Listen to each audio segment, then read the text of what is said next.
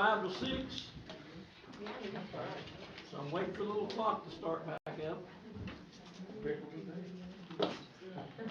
There we go, back in business now. We've got a whole new scene of faces or mask out here. So our next item on the agenda, and turn over to Sean for a second.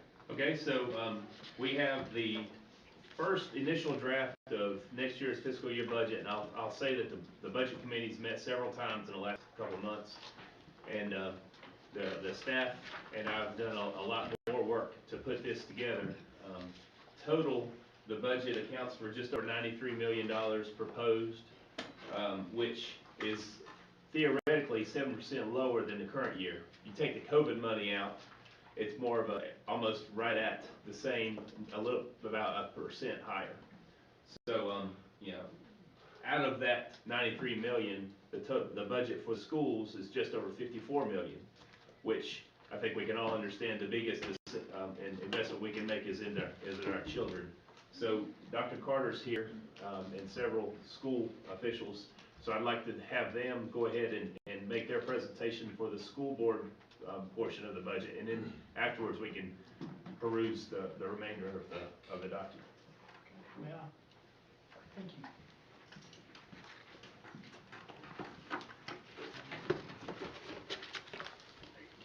Yes, sir. Thank you. You're welcome.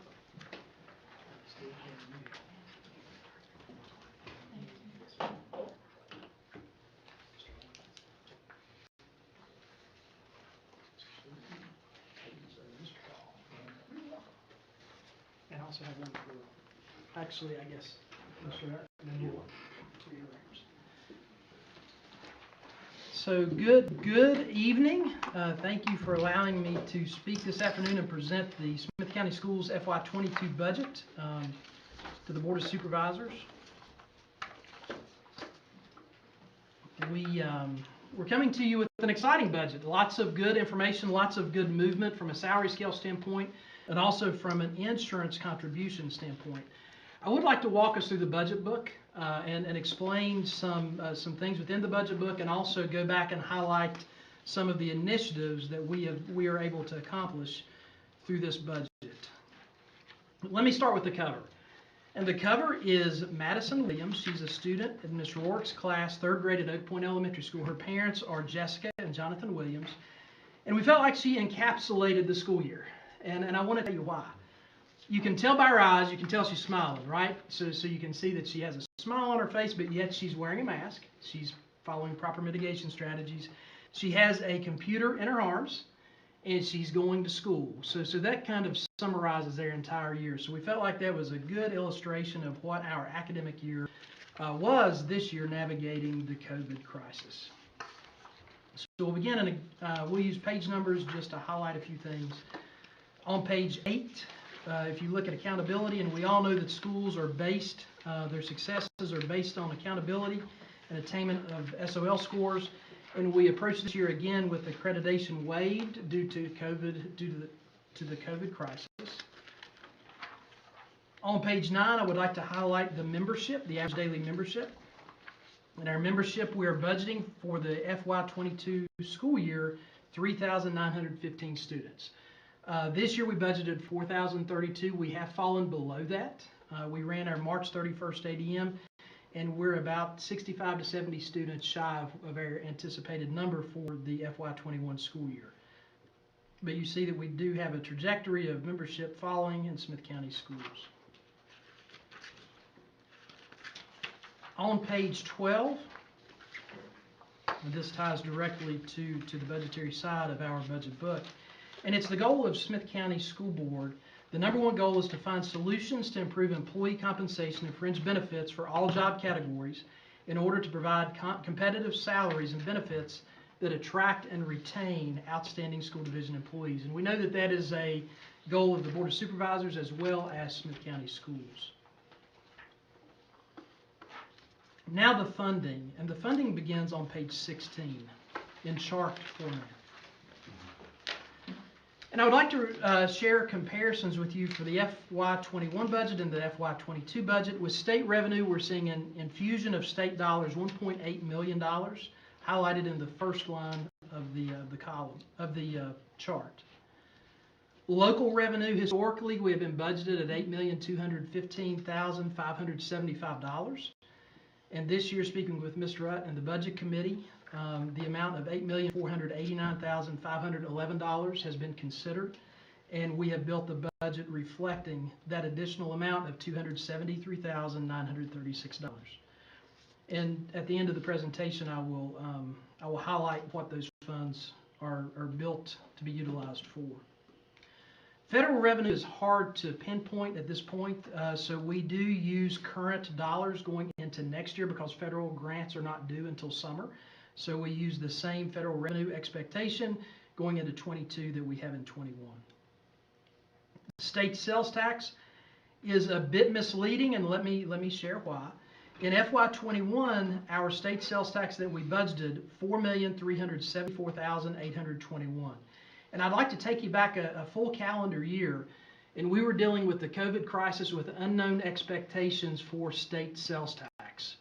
All of our expectations, all the directives from the Department of Education were to be cautious in your budgetary preparations going into FY21 with sales tax. So we withheld $750,000 in sales tax in anticipation of revenue loss for the state. So when you see in FY22, it looks as though we're receiving $594,000 additional state tax dollars. That's not necessarily the case. You're actually seeing a reduction in state sales tax, but when you compare it with this year, with the $750 being withheld, it shows as an increase. And then other revenue is, we see an increase of $191,000, which shows overall budget increase of $2,880,992. Can I interrupt you? Sure. On that, right? Yes, sir. If we had a $750,000, does that mean you're anticipating it's gonna go down this year? No, actually, sales tax is going down if you look at the true calc temps from last year, from 21 to 22. And Mr. Atkins, what we're seeing is, and it's really good preparation, and I'll credit certainly our budget committee, your budget committee, and the team that we work with upstairs in preparation of withholding that $750,000 of anticipated sales tax, because the loss of revenue that we're going to experience with the loss of enrollment to finish this academic year, that is our safety net. So that will get us through the FY21 school year. So it worked out beautifully from a financial situation. The expenditure budget, if you will look on page 21, and again, money going out. Money, where is the money being spent? And we, as you know, we are categorically funded. And I would like to highlight the expenses going into FY22 in a comparison to FY21. In instruction, you're seeing $37,809,472, which is an increase of $2,122,704. And that is a total of 72.32% of our operational expenditures. In administration, expenditures for FY22, $1,599,805, increase of $130,991, comprising 3% of our total operational budget. In transportation, FY22, $2,615,943, an increase of $69,823, comprises 5% of our total budget. Facilities, $4,788,627. That's an increase of $294,096. And I would like to explain a little bit why the facilities increase is there going into FY22. A few big things. Increase of minimum wage to $11 does drive our employee cost up some. Additionally, we have built into the budget $85,000 to help us navigate the Marion Intermediate School issue, to try to preserve the gym and remove the wings of the building to make that gym usable at Marion Intermediate School. And the third thing is our safety grant. And our safety grant, historically, we have been receiving additional dollars, so we built that in as anticipated revenue moving into FY22. So all three very good things and uses of dollars. But the facilities category comprises 9.16% of our total budget. In food service, $3,948,438. That's an increase of $174,643. The majority of those funds are tied directly to employee compensation and the increase in minimum wage. And that comprises 7.55% of the total budget. And technology, $1,521,396, an increase of $88,735, comprising 2.91% of the total budget. And if you look at on page 22, which is the next page, and there we discuss the per pupil cost and the percent of the per pupil cost that goes to each area. And again, it's synonymous with the previous page, but the per pupil cost in a dollar amount. In Smyth County for FY22 total cost, it will cost $13,355 if budgets are approved to educate a child in Smyth County next year. And of that $13,355, instruction $9,658, administration $409, transportation $668, facilities $1,223, food service $1,008, and technology $389, comprising the entire $13,355 per child. On page 25, this is a new thought, and again, I want to thank our budget committee along with the budget committee of the Board of Supervisors and Mr. Upp for the consideration of the next page on page 25, and it's with our interest rebate. And I do want to provide clarity to that page. As you know, debt service, that's the cost to repay any type of debt assumed by Smyth County Board of Supervisors on behalf of the school board. And going from FY21 to FY22, you see there is a reduction of $18,936. The other funds, interest rebate, you see in FY21 the amount of $487,113, and in FY22 that column is blank. And the rationale behind that is this. With the building of Oak Point Elementary School and the renovation of Marion Elementary School, there was an interest rebate, an interest subsidy. And what happens is those funds for debt service and the interest rebate is allocated from the Board of Supervisors to pay the debt. We pay the debt. And then the interest subsidy comes back to us and we write that off back to you. So that's a way to take the middle step out of it. And that's always a budgetary concern, balancing at the end of the year, tracking that $487,000. So it's an additional step. And if we remove that step and the interest subsidy is paid by the Board of Supervisors and the rebate comes straight back to you, that takes a school board budget out of it from an expense and a revenue standpoint. We built the budget this way, and we can certainly alter it if you want to continue the way that it was. It's certainly easy for us to put back into the budget, but through conversation, it seemed to be something to be discussed, and we can certainly adjust if the board prefers.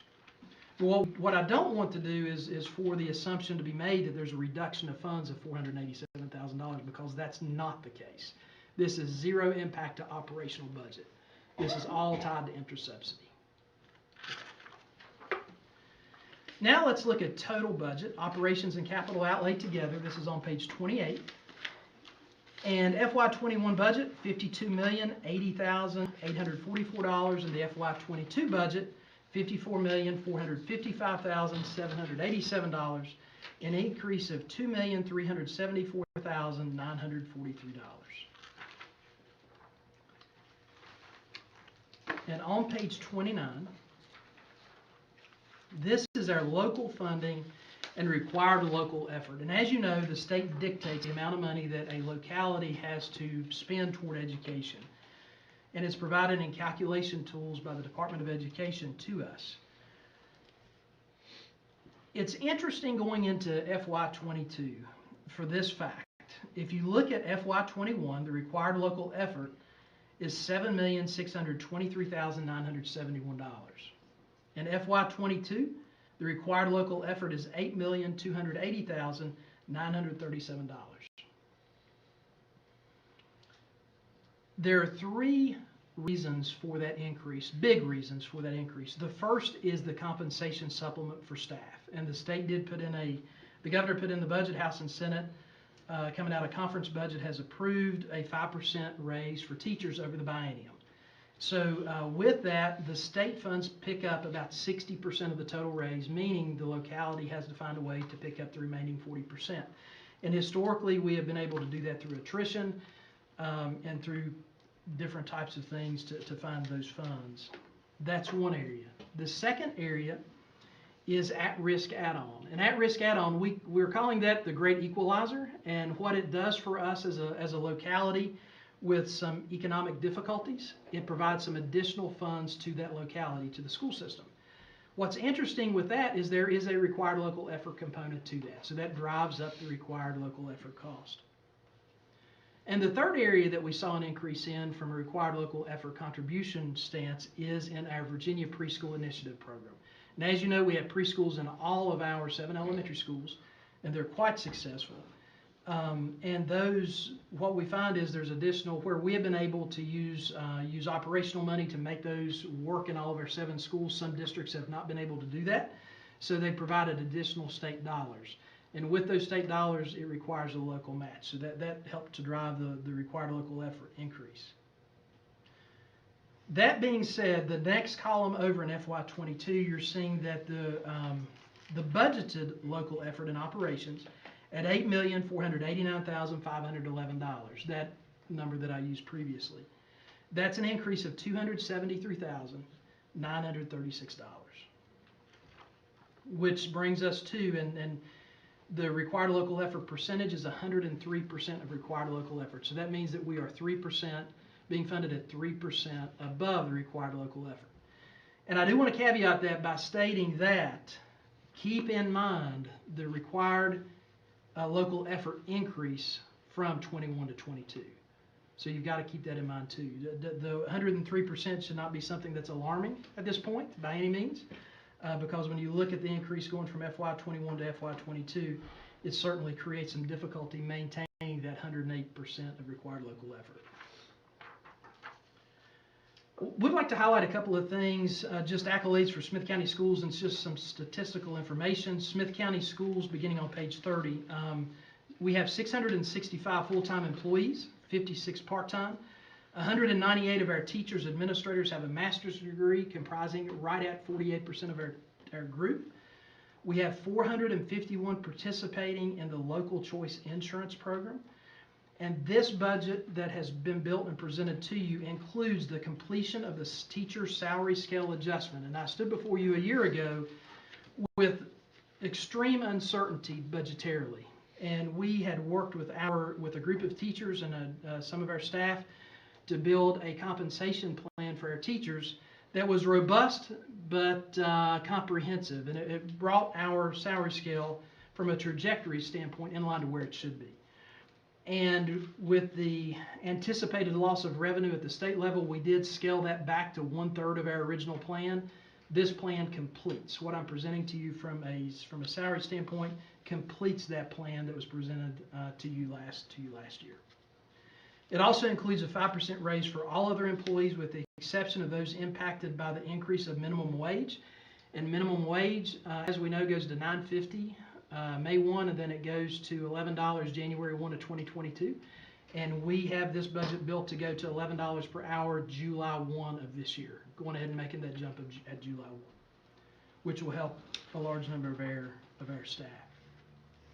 The next page, on page 31, some of the data tied to transportation is redundant from last year's budget book. We did increase the age of our bus fleet from 99 to 21 to 2000 to 2022. So as we replace our buses, it does help the age of our fleet. We do have 57 route buses, and most of those buses have 2 routes that they run in the mornings and 2 in the afternoon. We historically have driven 2,682 miles daily, 2,100 students transported, and a little over 480,000 miles traveled each year. Our cafeterias, and I can't brag on our, not only our instructional staff, but our transportation staff and our food service staff enough for their efforts through the COVID crisis. The 2020-2021 data, we operate 12 cafeterias which serve breakfast and lunch every day. We serve 1,005, and this is accurate 2021 data. We serve on average 1,547 meals, breakfast per day, 1,517 lunch, and total number of yearly meals anticipated for the completion of the 2021 school year, 551,000 meals. Additionally, all of our schools next year will be eligible for students to eat breakfast and lunch at no cost through the community eligibility provision. So we're excited to be able to offer that as well. In instruction on page 32, as you can imagine, we have a lot of curriculum gaps to close as we transition back to in-person learning.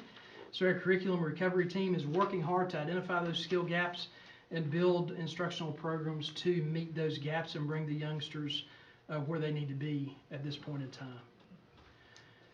We have transformation of instructional practices to integrate technology. We now have virtual platforms that we use, and our youngsters are well versed. Even our kids that are in-person instruction utilize those from Seesaw at the lower level, Schoology at the upper elementary, and then Google Classroom at the middle and high school level, and that has been integrated beautifully by our staff and our students.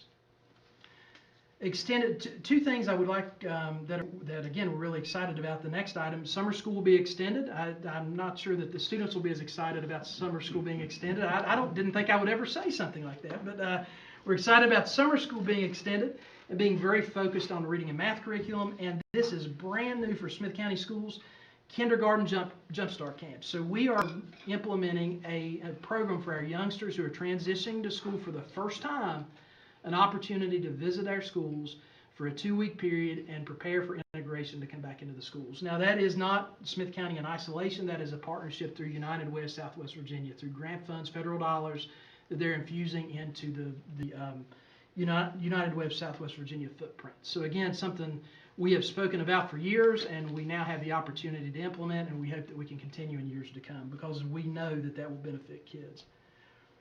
Trauma-informed communities to support students' social and emotional needs, and we all know of youngsters that are experiencing extreme home difficulties right now, and helping them reestablish, overcome, build capacity to deal with those concerns as they reintegrate into schools is so vitally important, and we have a large group of educators working on that initiative right now. Continue to incorporate the 5 C's: critical thinking, creative thinking, communication, collaboration, and citizenship, 5 important key factors to profile the Virginia graduate established by the Department of Education, and the expansion of the alternative education program at the middle school. So we'll have a full-time teacher and a full-time instructional aide at one of our middle schools to help with our alternative education program. Now, I would like to share some key aspects that this budget, from a highlight standpoint, that this budget does. It adjusts our teacher salary scale, again to completion, and the cost there is $1.4 million to do that. Our salary scale had 31 steps, and in the budget that's presented, it is reduced to 28. The 5% raise for all other positions, plus the implementation of the minimum wage to $11 beginning July 1 of 2021, is close to $1 million implementation cost, $991,000. General Assembly enacted 2 additional positions that come into play for Smyth County Schools. The first is a guidance position. The ratio of students to guidance counselors, and this is very needed, but to reduce the ratio from 325 students to 1 guidance counselor. And we meet that with the exception of 1. We'll have to add 1 guidance counselor position to meet that as standards of quality restriction by the Department of Ed, and that is built into the budget.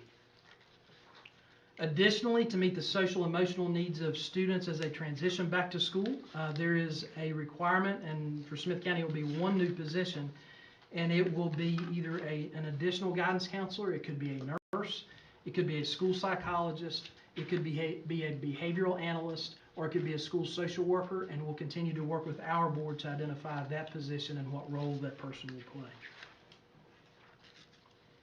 I mentioned the alternative education program, and I would like to share the additional funds allocated or for consideration of allocation to Smyth County Schools from the Board of Supervisors.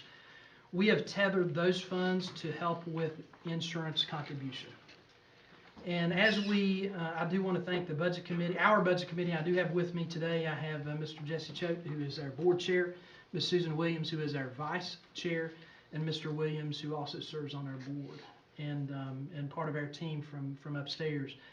And our conversation with Ms. Dill, Ms. Wyatt, and Mr. Adkins with Budget Committee last year was the desire to help employees with insurance and compensation, to really address both issues. And when our conversation continued and navigated throughout, and the conversation with Mr. Utt as well, thank you, Mr. Utt, our goal was to hopefully, and we advocated for additional contribution for the compensation side from the state, with the intent to use any additional funds provided by the Board of Supervisors for insurance contribution. So Smyth County Schools did receive a 2.5% insurance increase, but we have built a plan to where their employees will not see any type of increase in their insurance cost out of pocket monthly. And we have also helped with the +1 and the family plan. Those employees that elect the +1 plan, that's employee plus one additional person, will see a $63 per month savings.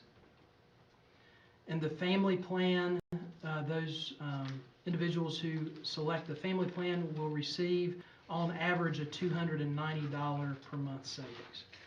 Now I would like to share some percentages. Our total cost for our, and we offer 3 options: the KA 500, the KA 1000, and the high deductible.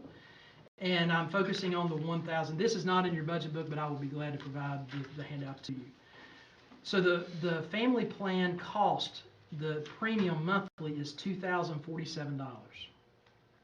The Smyth County School contribution would be $1,271, which means the school board would pick up 62% of the total cost for the family plan. And we tried to keep that equitable from the +1 stance. And the +1 stance, the total cost of the plan is $1,402. Smyth County Schools contribution of $873, and that does equate to a 62% contribution by the school board. And again, the final savings, the outcome, the employee only will see zero movement. They'll have the same cost going into next year that they had this year, but that was equitable. Smyth County Schools was paying 88% of that total cost. That's a good percentage of employee-only cost. The +1, again, the savings is $63 per month, and the family plan is $200. At the KA 1000, it's $290 per month savings. So to reiterate, the additional funds, the $273,936, being considered by the Budget Committee of the Board of Supervisors and willingness of the Smyth County School Board, did attribute all of those funds toward insurance premiums to help with total cost. So that summarizes the presentation regarding the total Smyth County Schools budget. It's been a challenging year.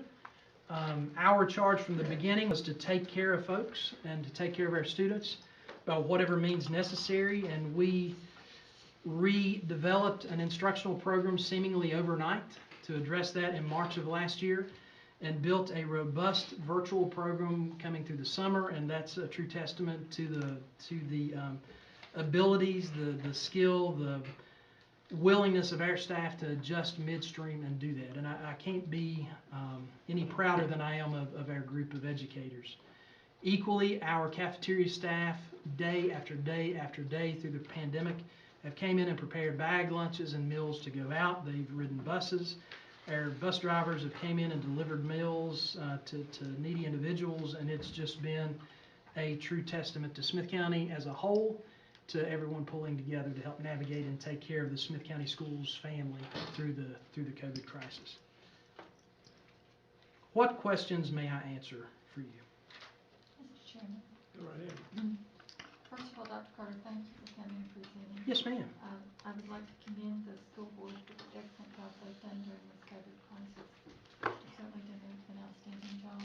I have just a couple of questions. Yes, ma'am. Just for my own clarification. Sure. Under the average daily membership, Yes, ma'am.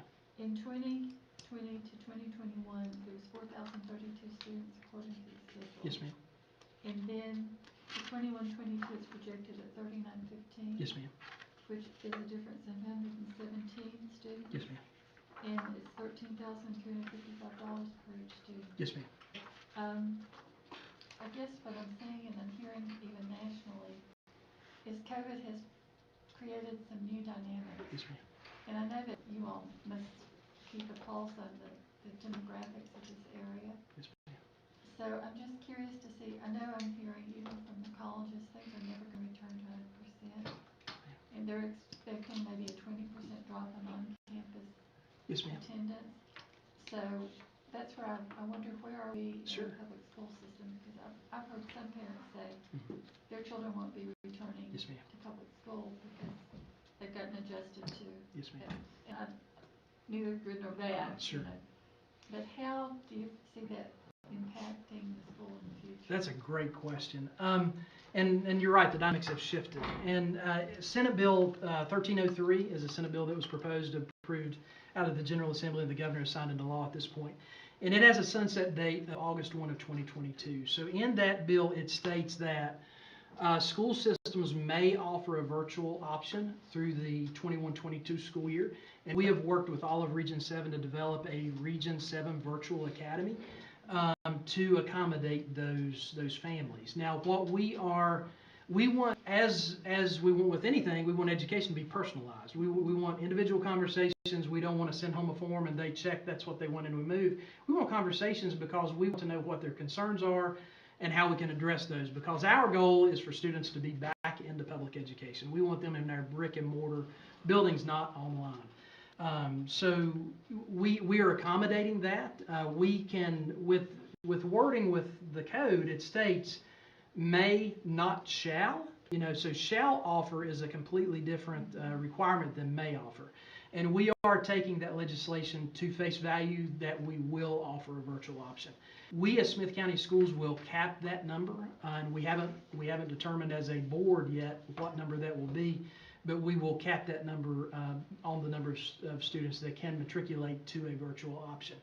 But our virtual option will cease by code by August 1 of 2022. So when you talk about the landscape and the pulse on this crisis, time will tell, and we can't predict that far ahead. But what we do know is we do not want to be reactionary. We want to be on the forefront of this. So that's why we're participating and working hard to establish the Region 7 Virtual Academy. Also, And, we've seen the school census go down.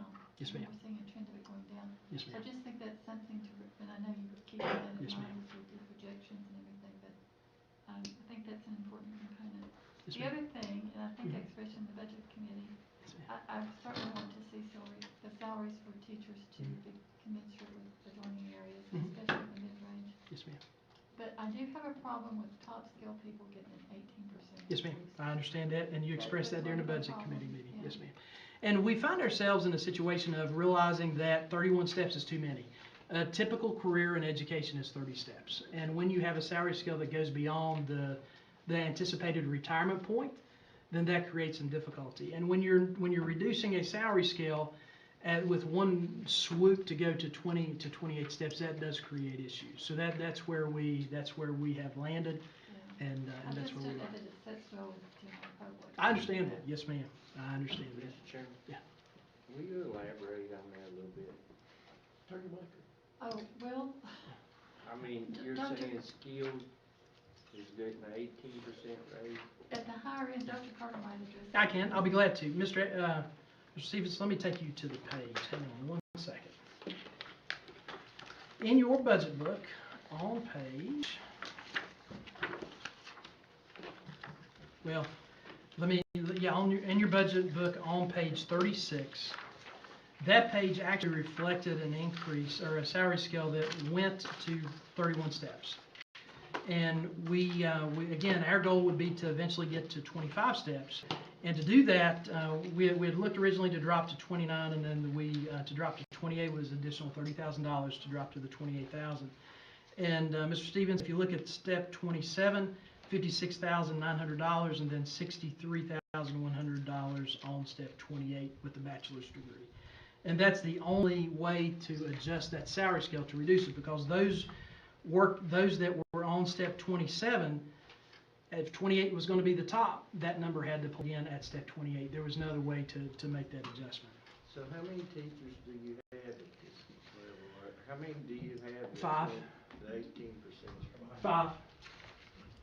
So We have what's the different range from the 5% to the 18%? That's a great Is there question. range, or is it There one is. step? Yes, sir. No, we have, and again, if you remember the presentation last year, and I know you have a lot of presentations, but we had a dip in our salary scale. We had those at the beginning of the salary scale almost making as much as those in the middle of the salary scale, which created some concern.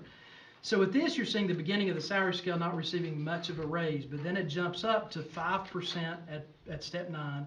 It goes to 9.5% at step 16. So middle of the salary scale is being pulled out to provide that linear progression of a salary scale that you would expect. And historically, to give you a perspective of how we ended up in this situation, if you go back to 2013, 12, 11 with the budget crisis, there were years that there were not additional state funds coming into the division. So people would matriculate through the salary scale, and there would be no additional compensation that would happen for those folks. So you'd ended up with a divide in the salary scale. So this is the fix. This was the solution. And again, we had teachers from step 0, 5, 10, 15, 20, 25, and 30, and those beyond the salary scale serve on the committee to come to this solution. So you'll see raises at the beginning, minimal, middle, larger, and then falling out to a little lower at the end. So 9.5% step 16, 8.9% at step 27. Then the large jump, as Ms. White mentioned, at step 28.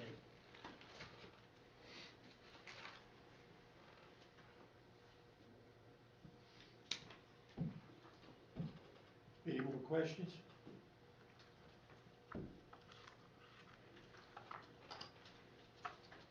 Hearing none, thank you. Thank you. Thank you very much. We appreciate you.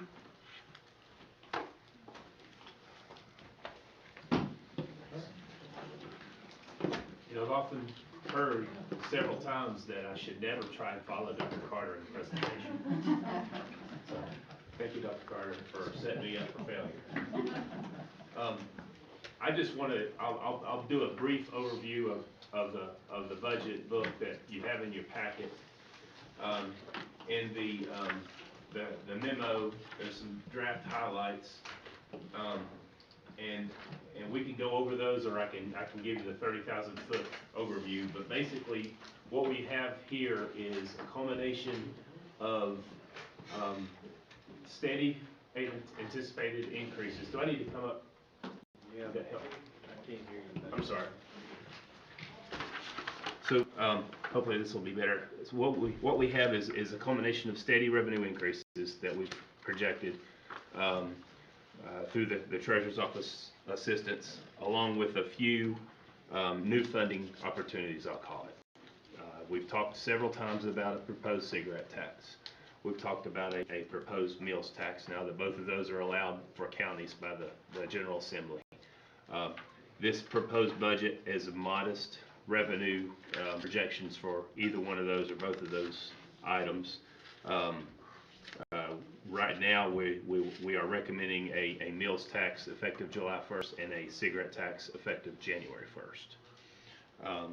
Still a lot of processes that need to happen for both of those to occur.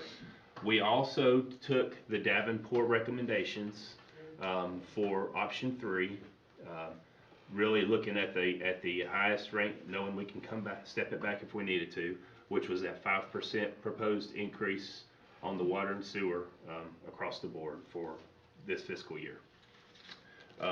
What that resulted in is the ability, well, let me take a step back. We were also forced, I won't say forced, but the General Assembly took a lot of actions that kind of forced our hands on a few things. As Dr. Carter said, the General Assembly approved a 5% raise, not only for teachers, but for constitutional officers and all the programs that they fund. You know, their funding doesn't account for all of the funding in those offices, you can understand. So to follow suit, we had to increase the local fund portion of those constitutional officer positions. Mr. Chairman, just for my own clarification, and I'm on the budget committee, was I to understand that you also included a 5% increase for employees? Yes, I was getting to that. So all county employees? All county employees. So if you make $100,000, you're going to get a 5% or $5,000 increase in 1 year? Mm-hmm. Yeah, but it's a 5%, and we also incorporated the cost of living, or not cost of living, the Virginia Tech study that we heard about, I guess was last month, from Miss thank you, Davis. The health insurance, okay, so the 5% for the comp board fund, it's 5% for county employees, or the implementation of the salary study. There were a few instances where the salaries that were looked at were, they were off by more than the 5% just to get up to the minimum, or to where they recommended. So there were a few employees that realized higher, and a lot of those are your maintenance staff, your lower level positions that were benefiting more. We did realize a savings in health insurance, turned that around into being able to provide more or a higher level of plans for the employees at the same rate for the employees. Some of the goals that the board had that you set at your retreat are incorporated into the draft budget with a proposed finance department director of finance position. Again, Mr. Chairman, I know you said you plugged in a salary. What salary range did you plug in for that position? And that's to be within this fiscal year? Yes. I want to say a $70,000 hiring range. So it'll be So plus benefits, we're talking about around 100,000? probably, when you look at health insurance and all the expenses. The IT side of the fence, we are looking to get a more proactive approach to updating our software and our hardware in the county. Up until this current year, I think we were more on the reactionary than a proactive. For instance, we have servers that are running 9, 10, 11 years old that are, certainly need, I think 6-7 years is what we've been recommended by the director for replacement cycle. A big concern that we had starting off was in the sheriff's office, and we talked about the 744 fund, the radar fund. It's been pretty much depleted. We've been funding the school resource officers out of that fund for the past several years. This budget proposes moving those salaries to the sheriff's department budget out of the 744 fund, moving them to the general fund budget. It also includes an additional dispatcher position in the dispatch, and I think it's probably something that we'll talk about in the Public Safety Committee summary later in the meeting. Building and zoning, well, let me say, we did have some savings in a lot of our regional jail and juvenile detention center costs that we were able to realize just over $300,000 in savings. Proposing to rehire or refill an inspector position that was unfunded a couple years ago in the building and zoning.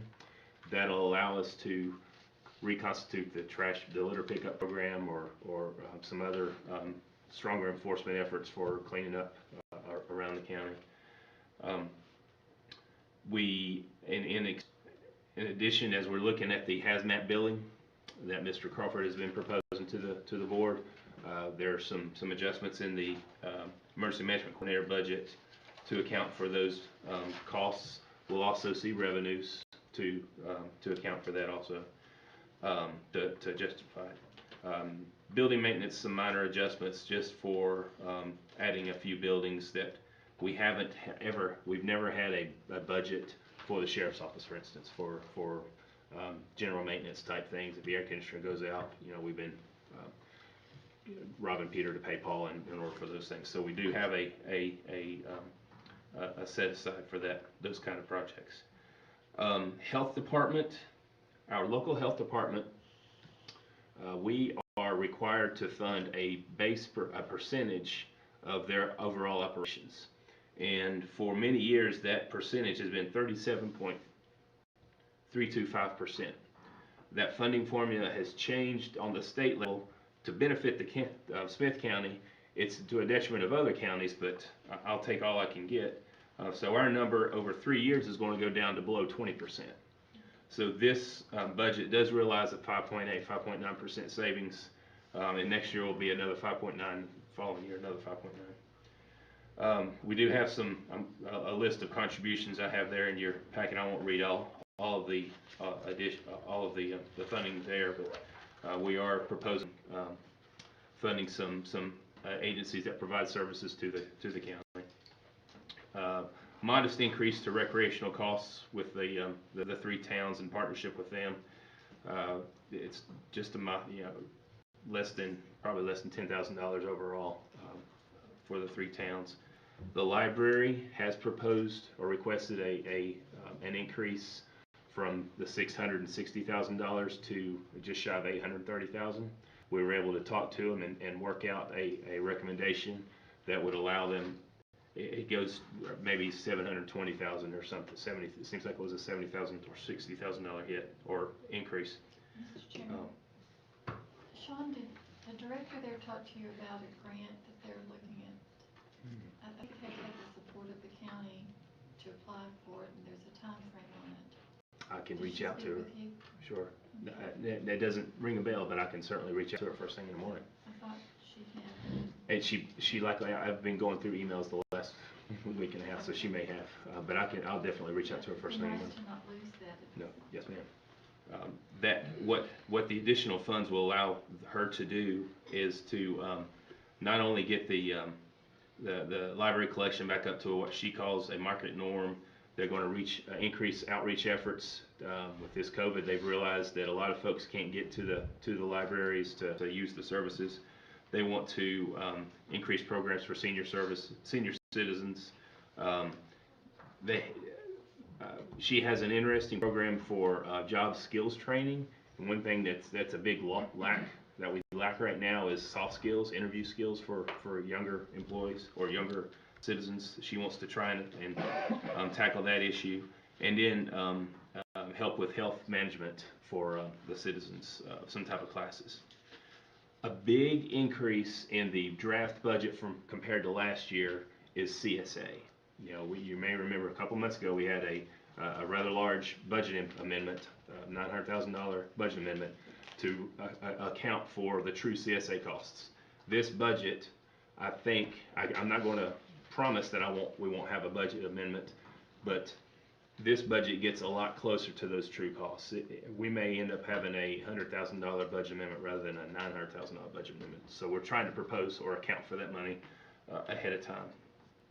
I've already talked about, you've heard the schools presentation, water and sewer fund.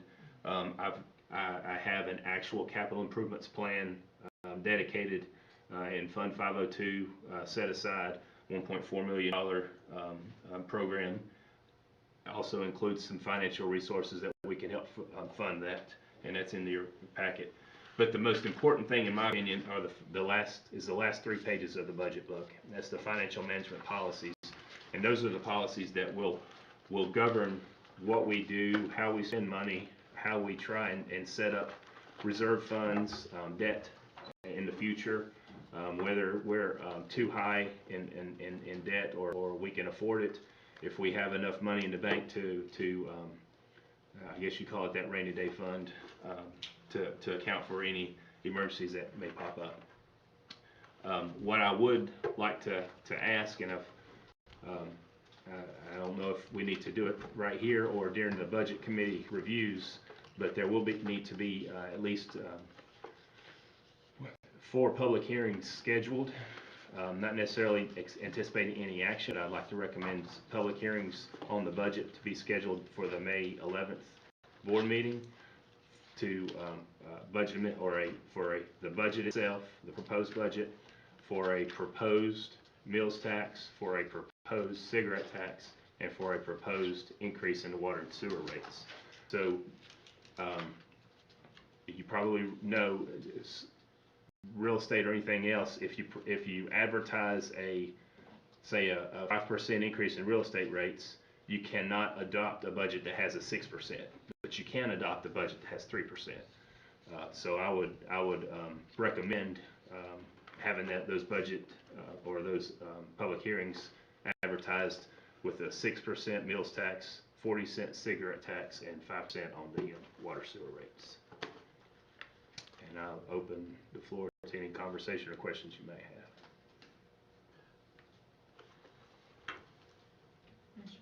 Go ahead, Laura. Do you need a motion now to schedule those public hearings, or do you wanna do that in the budget portion? I just schedule it and get it out of the way. So moved. I'll second. Okay, have a motion and a second.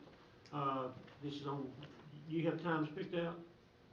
I do 5 o'clock or shortly thereafter is what I've been putting in the ads at this point. Let's go with, let's start at 5:30 and do one every 15 minutes. That's fine. Does that sound all right? All those in favor of that, say aye. Aye. Any opposed likewise? Sounds unanimous.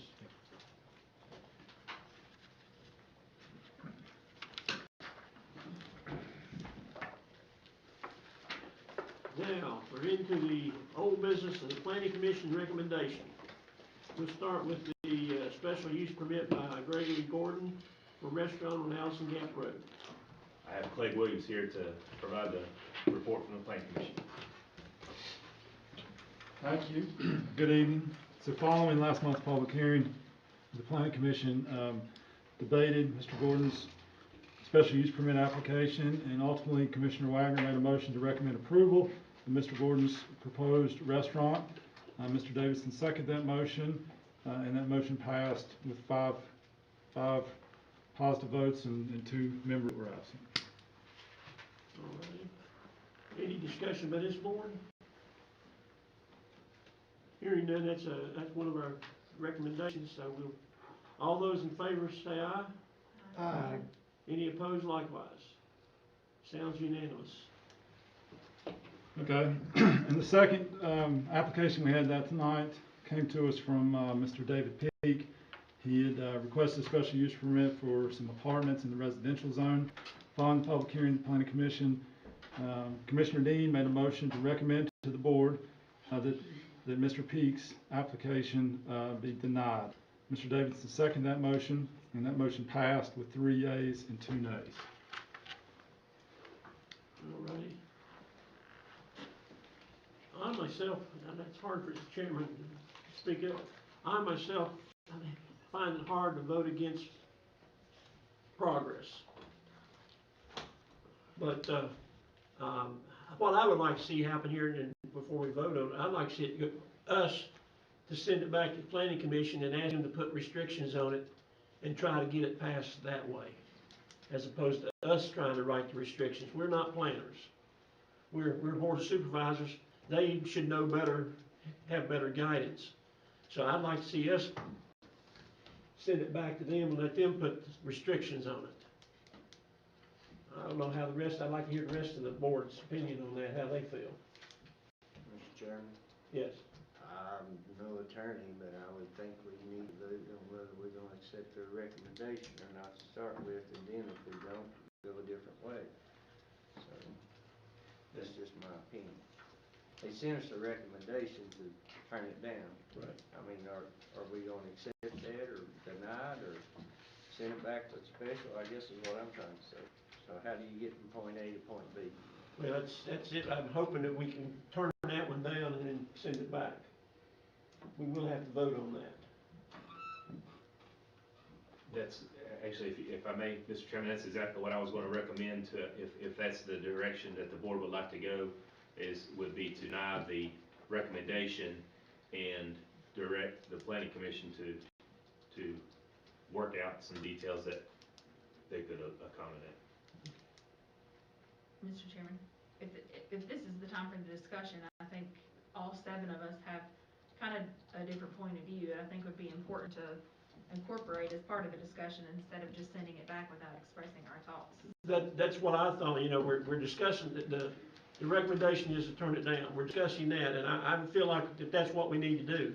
Because that's the first vote we've got to do, is turn down their recommendation. But now's the time to have the discussion. Well, is it okay if I Go ahead. first? Yes. Okay, so I've put some thought into it after hearing the feedback from the citizens while they're here at the joint public hearing, and I completely understand everybody's point of view, and everybody on this board, we're here to serve the citizens, I understand that. I've driven past the location, and I shared some thoughts at the public hearing about the target audience for these apartments. I don't think it's gonna be party central.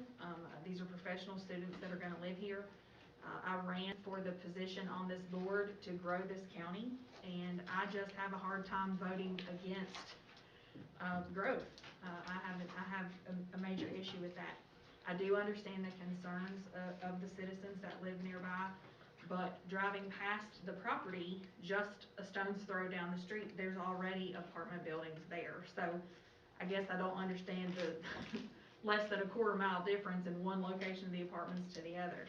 In addition to that, I understand that the additional traffic on that road is a concern for some of the citizens. However, if Mr. Peak voted to build 2 homes on that house, on that property, you're gonna, either way, you're gonna have additional traffic regardless. There could be a situation where mobile homes or anything could be built there. And I just feel like this is a step in the right direction. And I know there's a comment made, has there been a study done for the housing need? Yes, there's studies being done now. There's been studies in the past. We need housing in Smyth County if we want to grow. We need apartments, we need townhomes, we need affordable housing, and we need high-end housing. I know some of the Emory and Henry students can't find apartments right now, and they're living in Washington County. So if we as this board want to sit here and talk about growing this county, moving this county forward, then we need to invest in this county, and we need to be forward-thinking, and we need to make sure that we are supporting progress and not nickel and diming everything.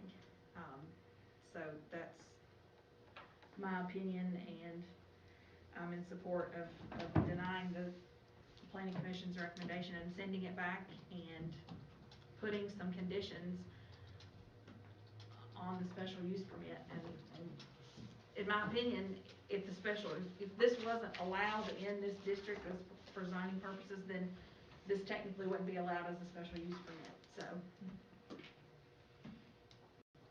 that's my Mr. 2 Chairman, cents. Bill? everybody's entitled to their opinion, and, everybody's entitled to disagree. I'll re-say what I said the last time, then. I can get on growing Smyth County, let's just throw zoning out the doors if citizens don't have no say whatsoever. I think people that live there ought to have some say in it. I get it's residential, we need residential, but I don't get them turning back on citizens, and I'm for upholding the Planning Commission's decision.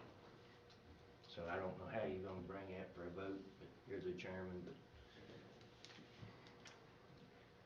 I think zoning is zoning. I agree with Phil on that, go along with the zoning committee. If we don't take their suggestions, why we got them. But I also like to see growth too. I feel for the gentleman.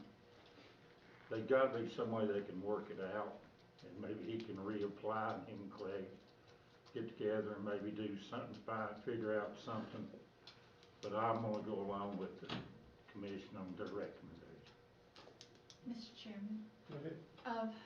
at the last meeting, hearing the presentations, I really had a lot of empathy for the residents of that community. And I understood where they're coming from, and I feel like Mr. Stevenson, as far as we need good ordinances and probably even some better ordinances. However, I did go by that property, and I think if the apartments were built up to a good standard, because that property can be developed in some things that might not even be so desirable, isn't that right? As the apartments even. Well, so currently it's zoned residential, there's only a handful of things allowed by right. You could obviously build single-family dwellings, and then our ordinance does allow double wides, provided they're put on a masonry skirting.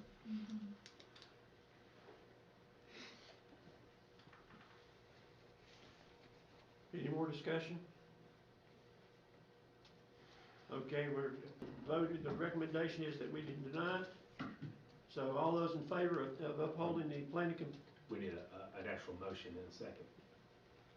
it's not, We haven't voted on the recommendation yet. oh, I don't don't think we've had a motion and a second for the regarding the recommendation.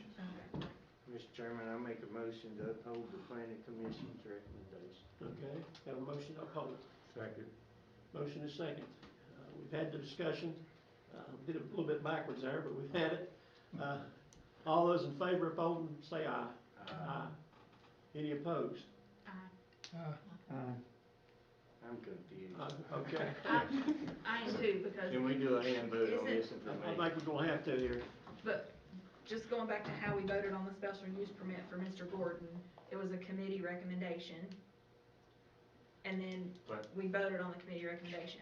So the committee recommendation on this is to deny the request. That's Right. what's planning commission Planning committee. commission recommendation, but it's not a committee of the board of supervisors. Correct, but I guess I'm confused why everybody's confused, because it's the planning commission's recommendation. Right. So So we're the voting motion- on. The motion was to accept the recommendation, Correct. I made a motion to uphold the recommendation. which Basically was to telling deny Mr. the Peak he request. cannot build there. Okay. So if we could do a hand raise. All right, let's do that, since we had both sides, let's do a roll call vote.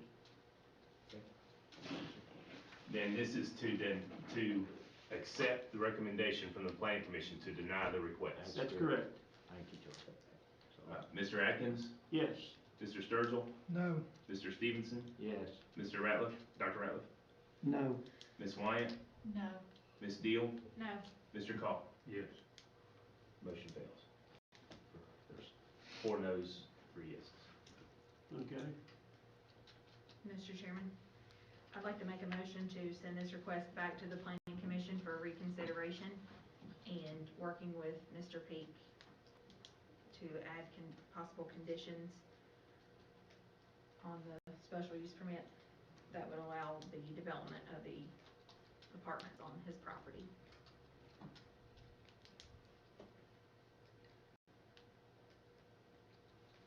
I'll second. All right, have a motion and a second, to send it back with asking to put conditions. Any more discussion on that? Hearing none, all those in, let's do a roll call vote again. Mr. Atkins, Yes. Mr. Sturgill, Yes. Mr. Stevenson, No. Dr. Ratliff, Yes. Ms. Wyatt, Yes. Ms. Deal, Yes. Mr. Call. No. Okay, 5-2 then. All righty. Thank Mr. you. Williams, you'll handle that for us, I hope. Yes, sir.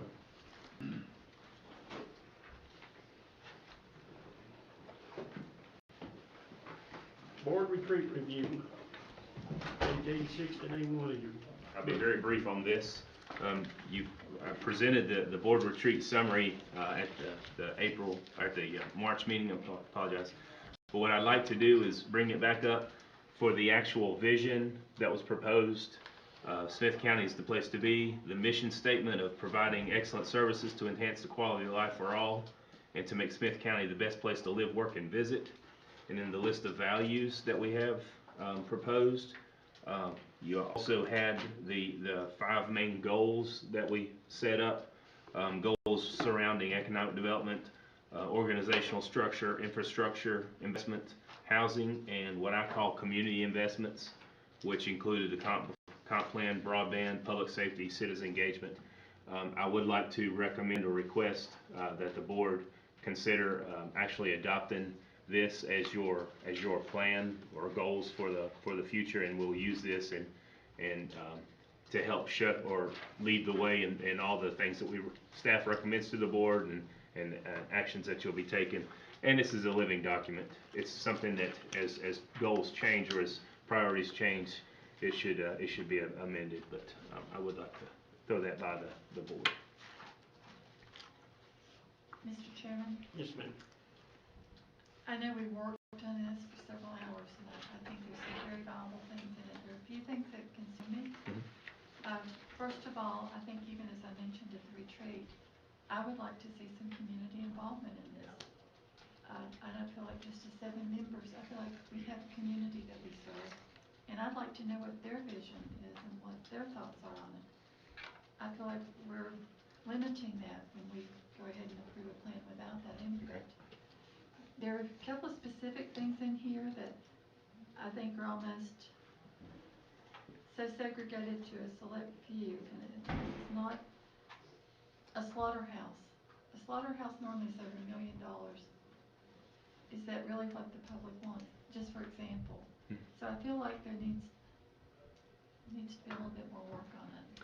Well, I think that's a good, thought, and just sitting here thinking out loud, would it be worth working to incorporate this in the comp plan process? The comp plan process is gonna have a lot of citizen engagement, citizen involvement. Yeah, We can certainly make this part of that, if that makes the board feel more comfortable with, cause, you know, the citizens would be, in essence, developing the goals that the board would be carrying out. Yeah, because the comp plan looks at all the dynamics of the community. Yes, ma'am. Schools, emergency services. You're talking an 18-month everything, process, yes. and Infrastructure, so. if that's the direction of the board, I certainly think that's a good idea. But even, you know, like you say though, that's an 18-month process. While we're waiting for that, we still need to be able to not throw this out simply because we still need to be adhering to this or trying to follow it. I can still use it as a guide Right. and How committed recommendations. I don't want to commit to all of it. Sure. Because I don't agree with it. Yeah, I don't think we're gonna take a vote on it, but I No. think, Okay, certainly, good points. And if that's good for the board, I don't necessarily need a motion to make that direction, we can take that as a direction. all righty. Next item on the agenda is the ordinance agreement for the Mount Rogers cigarette tax board. Okay. As a follow-up to the public hearing from last month, this ordinance does nothing but put Smyth County as a member to the Mount Rogers Cigarette Tax Board. Smyth County can never have a cigarette tax, and we won't have any costs associated with the cigarette tax board. However, we will not, the only way to join or to have a cigarette tax would be to join a regional tax board. The concerns that a lot of the local government administrators have thrown out, if you don't join now and you come in 5 years down the road, is there a backup payment that you have to make to help pay for the infrastructure that was developed, basically? There's no cost, if we're members and up front, the structure, the funding structure is set up based on the number of cigarettes sold that are taxed. So if we don't tax any pack of cigarettes, then there's no cost to the county. So far, Blaine County and Wythe County and the city of Galax have adopted the ordinance. Grayson County will be holding their public hearing in a few weeks. Carroll County just held their public hearing. So all three towns in Smyth County are holding public hearings to join it. They already have cigarette taxes, but they see some value in being able to regionalize it. So what I'm recommending is approving the ordinance as presented, which also includes the agreement, the membership agreement. I'm glad to answer any questions if you have them. I'll make a motion to approve. Okay, we have a motion to approve. We have a second. Second. Have a motion to second. Any further discussion? I'd like to point out and reiterate again, just having this doesn't mean we have a cigarette tax. Yes, sir. Correct. It just means we're gonna get up front of this organization and be a member. No cost to us if we don't ever have a cigarette tax. So, any further discussion? Hearing none, all those in favor say aye. Aye. Any opposed likewise? Motion carries.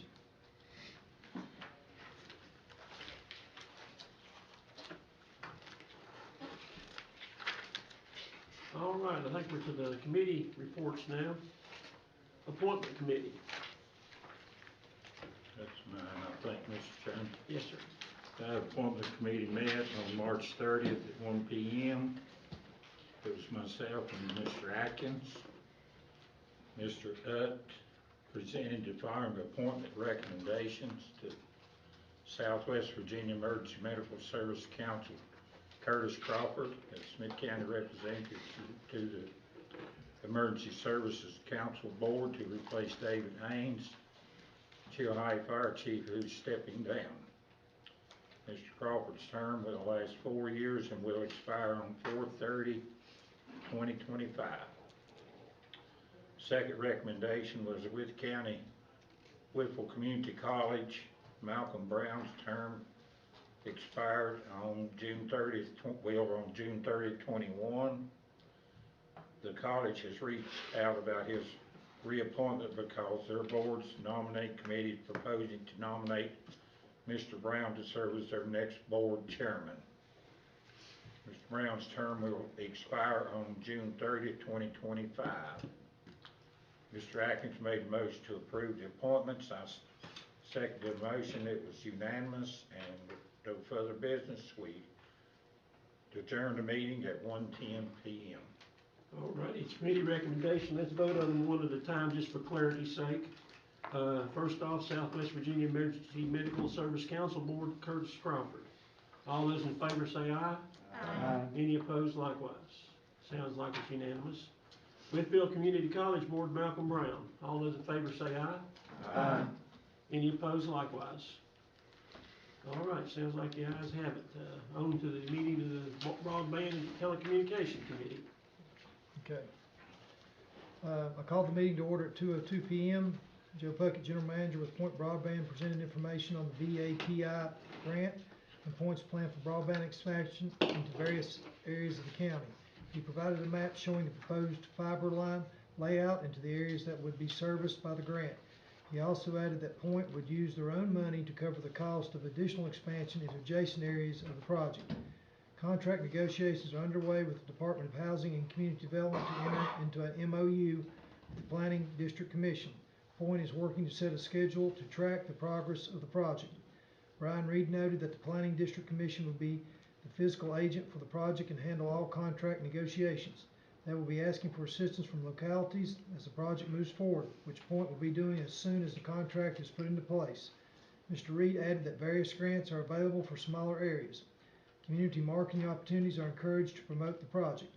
Point will be providing an update to the board meeting in June. Mr. Utt recently met with Thompson and Litton, and its cell tower siting and propagation maps were discussed. Mr. Utt will invite representatives to a future committee meeting for discussion on cell tower opportunities and how that could help with broadband services as a whole. With no further business, the meeting was adjourned at 2:57 p.m. All righty, that was for informational purposes. I don't believe we have anything to vote on there. So thank you for the report. Mr. Chairman, I know we don't have anything to vote on, but can I make a comment? Can I just say praise Jesus? Sugar Grove is getting broadband, and so is Tar Rock. I'm happy about that, and I appreciate the work that the Planning District Commission and, of course, Kendra here on the local staff did to make this happen. I brought the map that we had at the committee meeting, but basically, just to go into a little bit more detail, the middle mile, what they call for broadband, Point Broadband, which was previously BBU, put in that middle mile line across Route 16 all the way through Sugar Grove over into Grayson County, and for many years that was untouched. And a lot of the citizens over there were a little bit frustrated that the broadband was there but they couldn't connect to it. So the map shows where they'll be building off of that main route across Route 16. It'll go east into the camp area, and the project is actually in Wythe County and Washington counties as well, so it's a 3-county project. But it goes through Camp, over into Speedwell and Crockett, and then a portion of it comes back down into the Atkins district around Gross Close and the airport. Then again, from that middle mile line there on 16, it's also going to go west through the Tees, Slagtown, and down west through the county that way. And then the portion of Conrock that's going to be picked up is off of a line there in Washington County that's going to come up through the southeastern portion of Washington County. So we're excited about that. Just for future notes from our broadband committee, a similar line runs across 107 to Saltball, so there's certainly opportunities to expand as well. Mr. Chair, may I speak also? Yes. I want you all to know this. So I asked the question, how come it's all on the south side of Interstate 81 and not on the other side? And they said because the backbone of the network is already, infrastructure is already in place there, and they can start on it in July there. but their plans are, they're gonna go on the other side also of interstate. So if you get asked about it on your all side and some of my side also, so that will be in the works down the road for they do to others, to complete the other side also, just like they're doing on the south side. But they said they would be starting in July of this summer, getting started with this project. Fantastic. I mean, it's gonna move us into the 20th century, maybe not the 21st, but it's gonna help, that's all I can say. You know, it's sort of like when they started putting electricity in rural areas, this is the same concept almost. So, I mean, I'm just excited. Thank you both. Now we go to the Budget Committee. I call the meeting to order at 2:06. Dr. Carr presented information on the upcoming 21-22 Smyth County school budget. He noted he was a little bit shorter than it was tonight, by the way. He noted the school board's budget committee will meet on Thursday to review the proposed budget. The following county general fund expenditure budget items were reviewed. County attorney, we continue with contract attorney service for 22. Finance department, creation of a finance department in 22 to include a county director of finance. Information systems, payment of a maintenance contract, increase in maintenance price, increase in contract price for technology operations at the courthouse, putting more computer hardware on the rotation cycle rather than emergency replacement. Sheriff EMD dispatch implementation, 744 fund and SRO positions. Public safety EMS services, regional fire training center. Decrease in expenses to the regional jail and Appalachian Juvenile Detention Center. Building inspection, zoning permit process improvements. Emergency management, hazmat building efforts. Building maintenance, develop maintenance budget for other county-owned buildings. Health department, new funding formula for local match requirements decrease, which I was tickled to death to hear. Contributions to outside agency level funding along with new funding request. Community colleges, modest increase due to increased cost and funding formulas. Capital improvement purchases. Recreation, proposed increase to all three towns. Smyth County Public Library, increased to improve library collections, outreach efforts, program, and staff, and the CSA budget as talked about earlier. Mr. Utz noted he continues to work on the budget for the water and sewer funds. Davenport County will be at the next meeting. With nothing further to discuss, the meeting is adjourned at 3:50. All right, moving on to the next Budget Committee meeting. Roland Cooch from Davenport and Company was present. I called the meeting to order at 2:02. Roland Cooch presented a general fund utility enterprise fund review for the county. Mr. Utt and Mr. Richardson recently met with the Treasurer's Office to discuss the financial reports distributed to the board each month and what makes up those numbers. Mr. Utt provided an update on the 21-22 budget. The goal is to have a draft balanced budget to present to the board at their April meeting. Mr. Utt presented a tax refund request from the Commissioner of Revenue's office in the amount of $3,492.28 to GETF Trust. A motion was made by Royal Oak District Supervisor Judy White to approve the tax refund request to GETF Trust in the amount of $3,492.28. Rye Valley District Supervisor Lori Deal seconded the motion. It was unanimously approved. Let's vote on that. On the opposite page there is what it was. That's a committee recommendation. Any discussion on that? Hearing none, I'll call for the vote. All those in favor say aye. Aye. Any opposed likewise? Sounds like we have unanimous on that.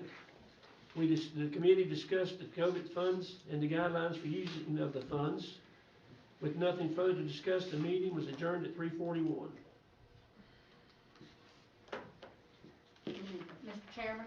Yes, ma'am. If we we need to go ahead and appropriate that funding so we can go ahead and pay that. It's not in your general appropriations that was handled at the first meeting. So it's okay. All righty, anybody want to make that recommendation? I'll make a motion to say. Have a motion to appropriate?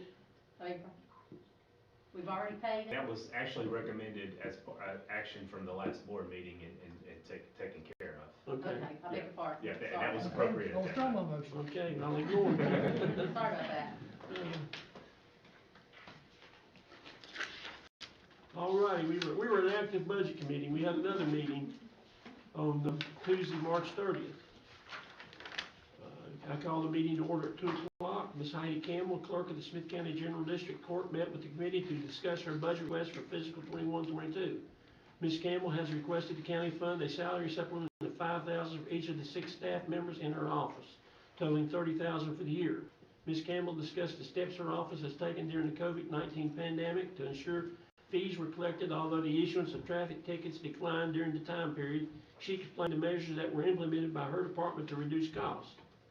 Ms. Campbell stated that the current revenue collections are approximately $90,000 to $100,000 per month, similar to where they were at the same time last year prior to the pandemic. The committee asked if it would be better to option to staff a full-time county-funded position in her office rather than provide a supplement to existing state salaried employees. Some issues discussed were the operational control and human resource issues that a county-funded position would present.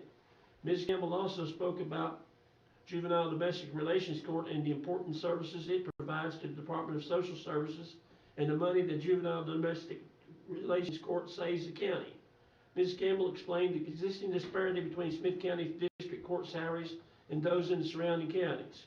Mr. Atkins stated his concern with supplemental salaries in General District Court and how they relate to the current salaries of other Smyth County Courts employees. Mr. Utt presented the upcoming fiscal year 2021 proposed budget documents for review, which included a proposed meal tax, a proposed cigarette tax, and a 5% water and sewer rate increase as recommended by the Davenport and Company Utility Fund Review Study. The budget proposal also includes a capital improvement plan as well as a Principles of Sound Management guide for the county. The committee discussed the county's contribution budget for local charitable organizations. Other items discussed were broadband, cell towers, public safety needs, and contingency budgets. Mr. Utt will be presenting the proposal to the full board at the next regular Board of Supervisor meeting on April 13th, with the goal of having a public hearing at the May 11th board meeting. We adjourned at 3:50. Main thing I wanted to draw from this is we did not make a motion, or we did not do anything on Heidi's request for the $5,000 for the employees, the supplement. We didn't request that it be included in the budget. I thought the whole board, if anything, needed to talk about it.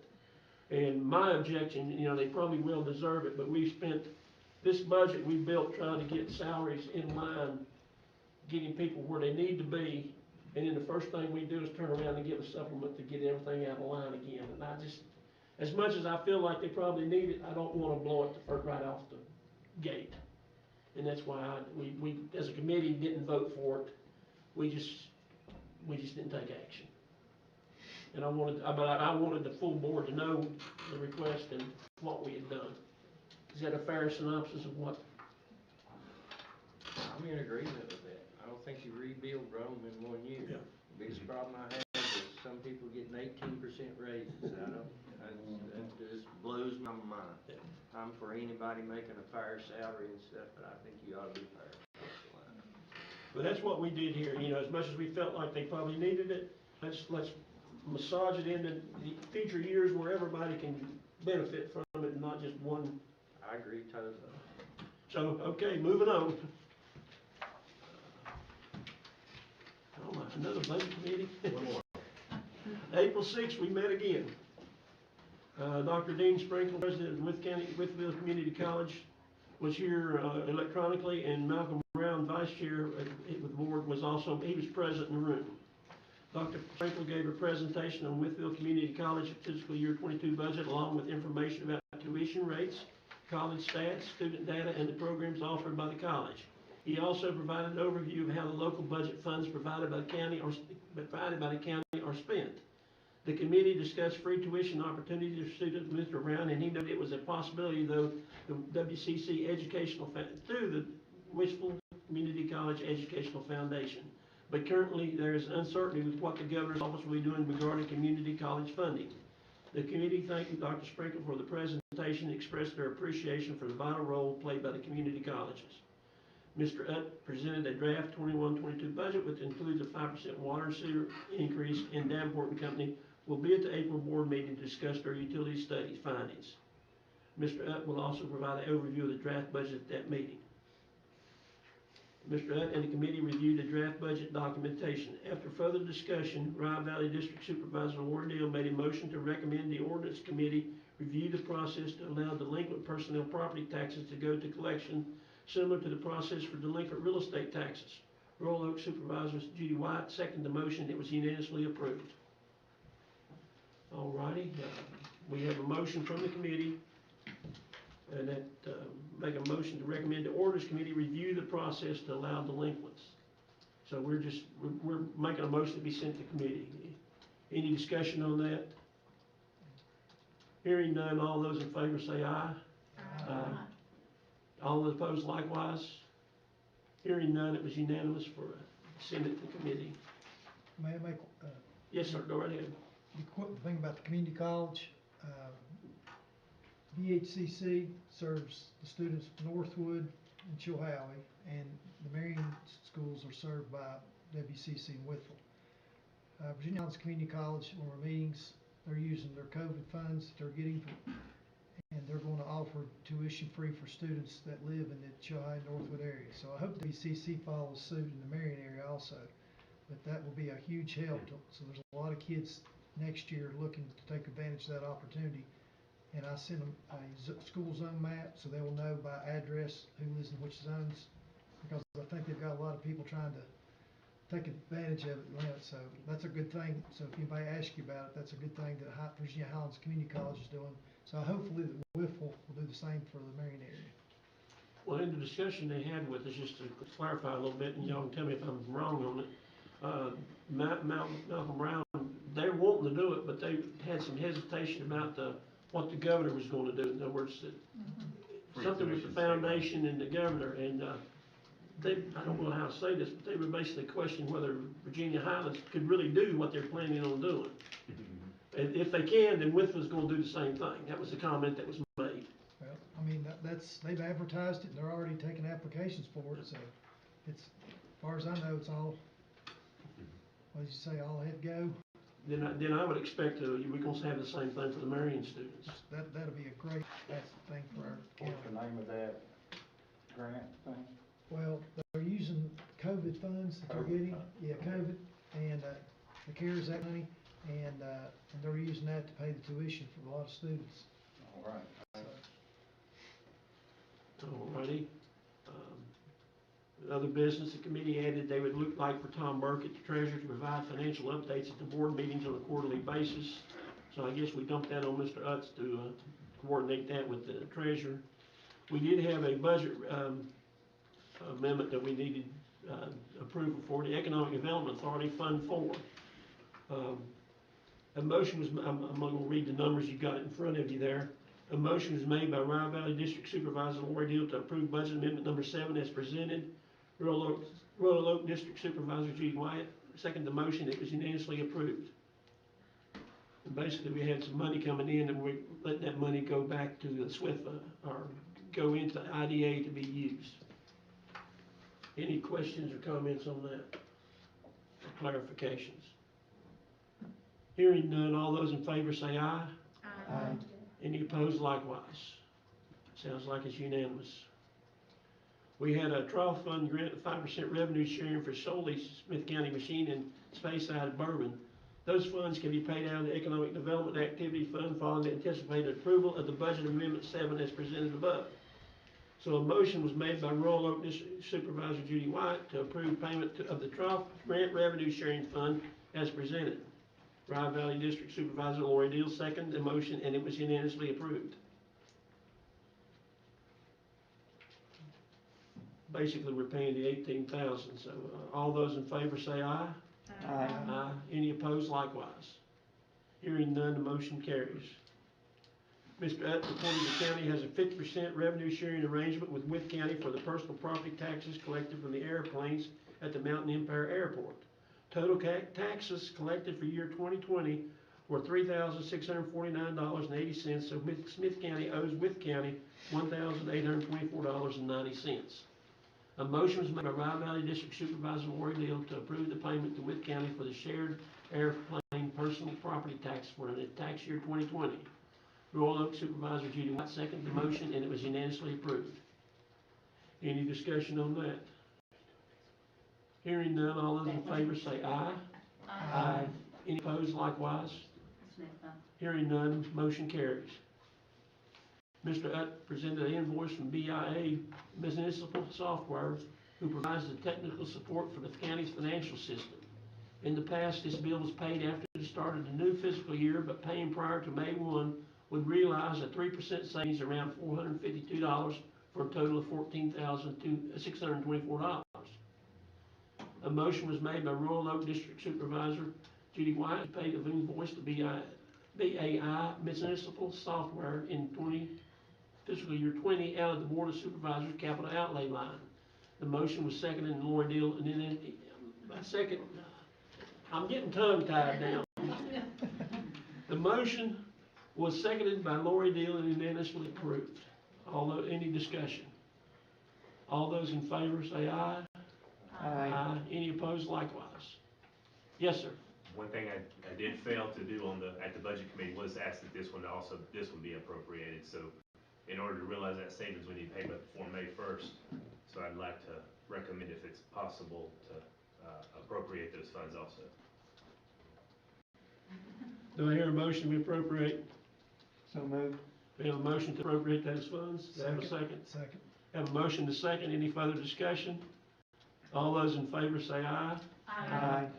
Any opposed likewise? Hearing none, motion carried. Mrs. Deal discussed the current process for the AEP bill for the Colorado Rock Community Center development of a new process will be addressed as part of the 21-22 budget. Meeting was adjourned at 3:16.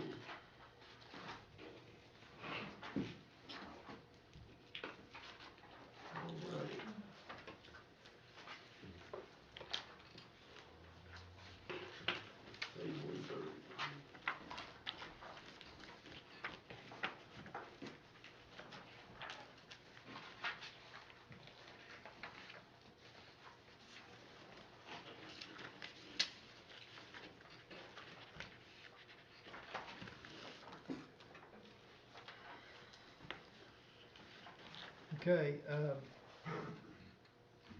you ready? Building, Going to building and grounds? that's me. Yeah, I guess we're page 130 now, building and ground. That's me, Mr. Chairman. The Building and Grounds Committee met on Thursday, April 1st at 3 p.m. The first item that we discussed was renovations to the courthouse to complete office space for Southwest Virginia Community Corrections. Just as a reminder, this is the Southwest Virginia Community Corrections works with the court system and save the county a tremendous amount of money by keeping folks out of the jail system. We did have some funding left over in the budget for the courthouse, so we discussed making a space for Southwest Virginia Community Corrections in the courthouse. All the other counties that this organization serves provides space for them, so we obviously want to do the same thing. Mr. Bill Huber, a local architect, put together the bid specs, and 3 bids were received. The lowest bid was received from McConnell Contractors. Unfortunately, they didn't include a required bid bond, and when Mr. Sizemore contacted them about the bid bond, they realized their mistake and ultimately withdrew their bid. Then the next lowest bidder after that was Trademark of Virginia Construction at a total of $109,681, and Mr. Sizemore is recommending the acceptance of that bid. So a motion was made by Chilhowee District Supervisor Mike Sturgill to accept the bid in the amount of $109,681 from Trademark of Virginia Construction for renovations at the courthouse for the Southwest Virginia Community Corrections office space. Park District Supervisor Chris Ratliff seconded the motion, and it was unanimously approved. That is a committee recommendation. All righty, any further discussion? Hearing none, all those in favor say aye. Aye. Any opposed likewise? Hearing none, motion passes. Thank you, Mr. Chairman. The next item we discussed was the solicitation for bids for the elevator repairs at the Smyth County Public Library. Those bids are due by April 21st, and Mr. Size will provide an update at the next committee meeting. The next item was Dennis Greer, our new building and ground supervisor. He was introduced, and we appreciate him being here, and welcome him again to the team. And the last few times I've been to the county, I've seen a lot more motion in the maintenance department, so you must be cracking the whip, so thank you. We're glad to have you on board. We also, Mr. provided an update on the survey for the sewer line for the Morrison building, and he's gonna be working with Mount Rogers CSB to see if the building can be connected to the new sewer line. For the next building they construct adjacent to the Morrison building, since the existing sewer line that serves our building is in very poor condition. The committee discussed the possible use of CARES Act funding for the new HVAC system in the Morrison building, and we also discussed the use of bond funds to complete the HVAC design services for the Morrison building by Thompson and Litton at a total cost of $148,500. A motion was made by Chilhowie District Supervisor Mike Sturgill to authorize Mr. Utt to execute task order number 4 from Thompson and Litton for design services for the Morrison building HVAC system. The motion was seconded by Park District Supervisor Chris Ratliff and unanimously carried. That is a committee recommendation. Okay. Any discussion? Mr. Chairman, Yes. we keep approving costly repairs for this building, and as yet, I still haven't seen a comprehensive evaluation of this building that we asked for a long time ago. That's actually in the proposed budget for next fiscal year, in the capital improvements plan, to do a building use study. Yeah, but in the meantime, we're still doing capital outlays like crazy, so. Yeah, we're on a time crunch with the steam, I guess is the only way to. Okay. Any other questions? Any more discussion? Okay, all those in favor signify by saying aye. Aye. Any opposed? I'm hearing none, the motion carries. And we have no further business to discuss, and we adjourn the meeting at 3:22. Okay.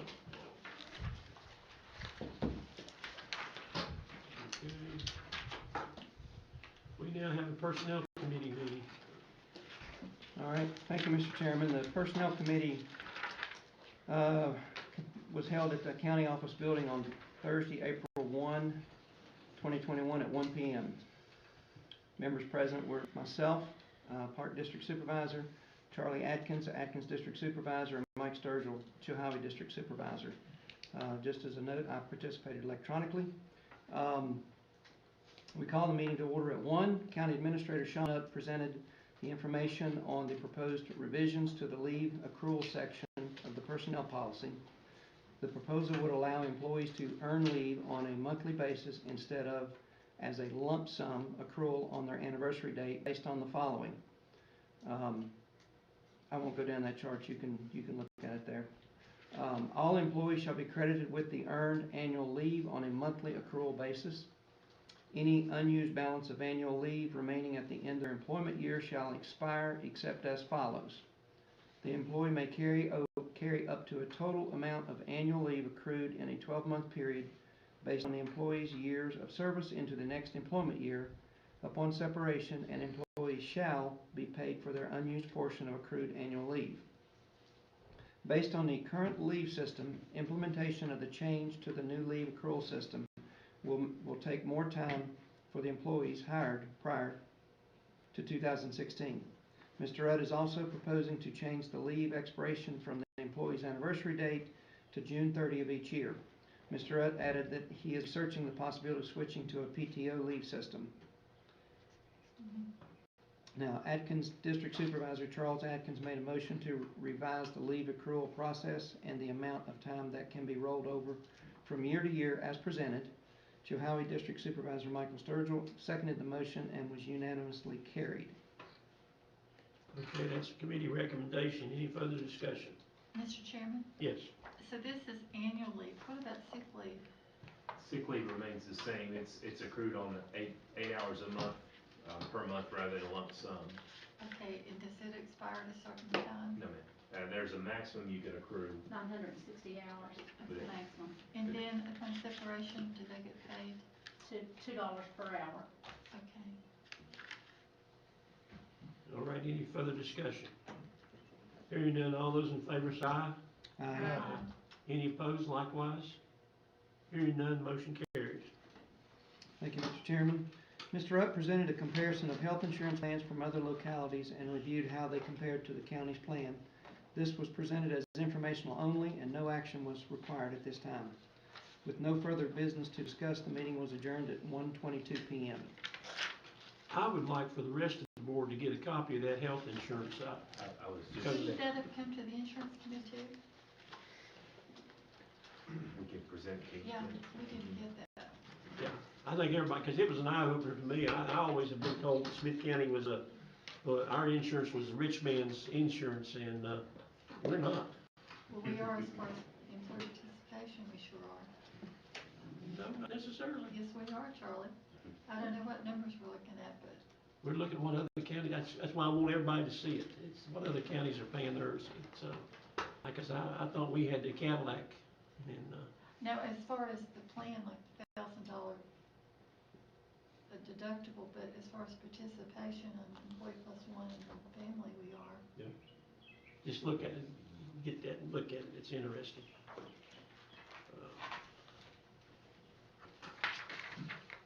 I guess we're now to the Public Safety Committee.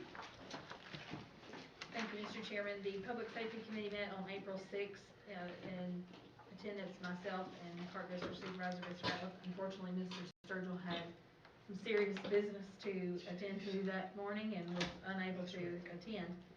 I called the meeting to order, well, at 11, obviously. Mr. Crawford gave us a chief's meeting report. All departments had, were represented with the exception of Station 10. They're moving forward with their strategic planning. The chiefs discussed the financial needs that could be assisted by future funding, including portable scene lighting, turnout gear, and the number one need was radios. The training facility added rental gear and tablets and AV equipment, and the next meeting is going to be May 3rd at Accrual. The next item that was discussed was COVID-19 concerns. Mr. Crawford advised we are not seeing a new wave at this time. Monthly trends are looking just above 100 new cases in each February and March. Vaccinations are still going strong with multiple pharmacies not on board giving shots. And mass vaccination site in Smyth County for Johnson & Johnson is April 17th at Marion Senior High School gym. I think it's supposed to be now on board instead of not on board. Now on board, sorry. That was I'd say that's been canceled now too, hasn't it? Well, that's what I was going to say. Is that canceled? No, as of today, it's a Pfizer. So they will be doing Pfizer. It'll be a 2-shot clinic. We will still be going on Saturday, and people can still sign up as of right now. Good. And so again, that date is April 17th at Marion Senior High School, and it is no longer a Johnson & Johnson. It will be Pfizer, which is a 2-shot. All right. Any questions on the COVID concerns? All right. Moving on to emergency medical dispatching, and this goes back to Mr. Utt's comment earlier in the budget discussion about the need for an additional dispatcher at the Sheriff's Department. The grant was submitted for 100% award of around $57,000 to Rescue Squad Assistant Grant / Office of EMS. The award date will be July, and Shannon Williams will be exploring ways to expedite the process until the award. So basically, we are going to have to move over to emergency medical dispatching, and we are trying to move that along so we are in position to implement that when we are required to. The request for the additional dispatcher is because of the emergency medical dispatching and the need there at the Sheriff's Department for that additional dispatcher because of, I guess, the level of intensity of the call. So if there is a call that comes in where a dispatcher is giving directions on how to give CPR or whatever, they may be on a call longer than they typically are any other time. So the potential for the call volumes being increased is obviously there because of the, I guess, more advanced call that they're going to be, or that they're going to be providing. Any questions on emergency medical dispatching? Moving on to the Town of Saltball Salt Rescue Squad conversation. Brian Martin, the town manager of Saltball, was in attendance at the meeting. He advised that the Saltball Town Council had asked Mr. Kyle Brewster, who has been hired by the town of Saltville, to refine the proposals and their budget. we had a discussion about how we want to move forward. So the committee decided that it would be best for the entire board to see the presentations from the town of Saltville, EMS, and from Saltball Rescue. Because moving forward, we want to make the best decisions that's going to serve the citizens in that call area. And we would like for the entire board to have that information and us as a whole make the decision instead of just having it come to committee. So Chris Ratliff made a motion that the board accept presentations from Saltball Rescue Squad, the town of Saltville, and Mr. Crawford on future plans for the Saltball area EMS on April 22nd at 7 p.m. This meeting will be presentations and questions only with the Board of Supervisors. Discussions will follow at the May Public Safety Committee meeting with a recommendation made to the May board meeting, and I seconded that motion. It was unanimously approved, so that is a committee recommendation. Okay, any discussion? I have a question, what the word only there means. This meeting will be presentations and questions only. No action, there'll be no action no taken action. by the board at that point. Okay. But is it a public meeting? Yes. Yes. So anybody's able to attend? Correct. That's sort of what I was getting at. Yeah. Yes. All righty. All right, any more discussion? Hearing none, call for, all those in favor of this motion, say aye. Aye. Any opposed likewise? Hearing none, motion carries. Moving on to the next item, the survey. Mr. Crawford presented a draft of the found information from the Smyth County Public Safety Survey. This was just information at the time, and I suggested to keep the survey open a little bit longer to get more responses in the next month. And as part of Mr. Crawford's presentation at that April 22nd meeting, he is going to include information collected from that survey and also data that's straight from our CAD system with calls and response times, etc. Next item we discussed was Smyth County Training Academy. Smyth County and Chilhowie has the opportunity to house training in the county for fire and EMS from paramedic to firefighter 2. This is a 3+ year plan, but will be a huge advantage for Smyth County and could make the program the only one to offer all training in Southwest Virginia. So it could certainly set the precedent for training.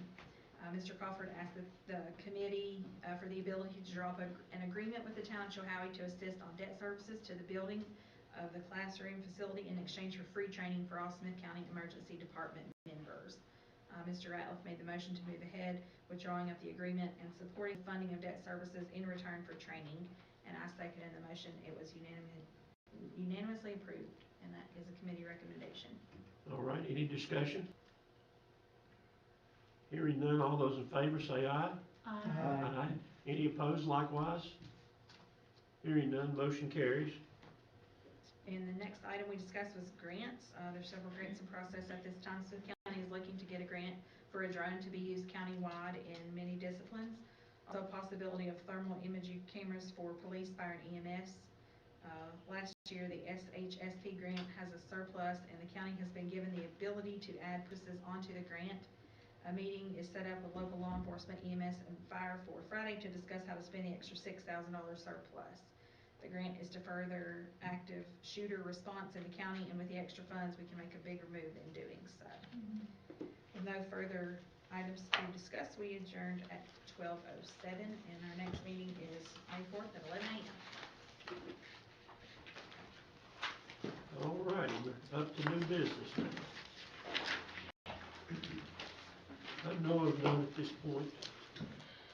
Anyone have anything we need to discuss as new business?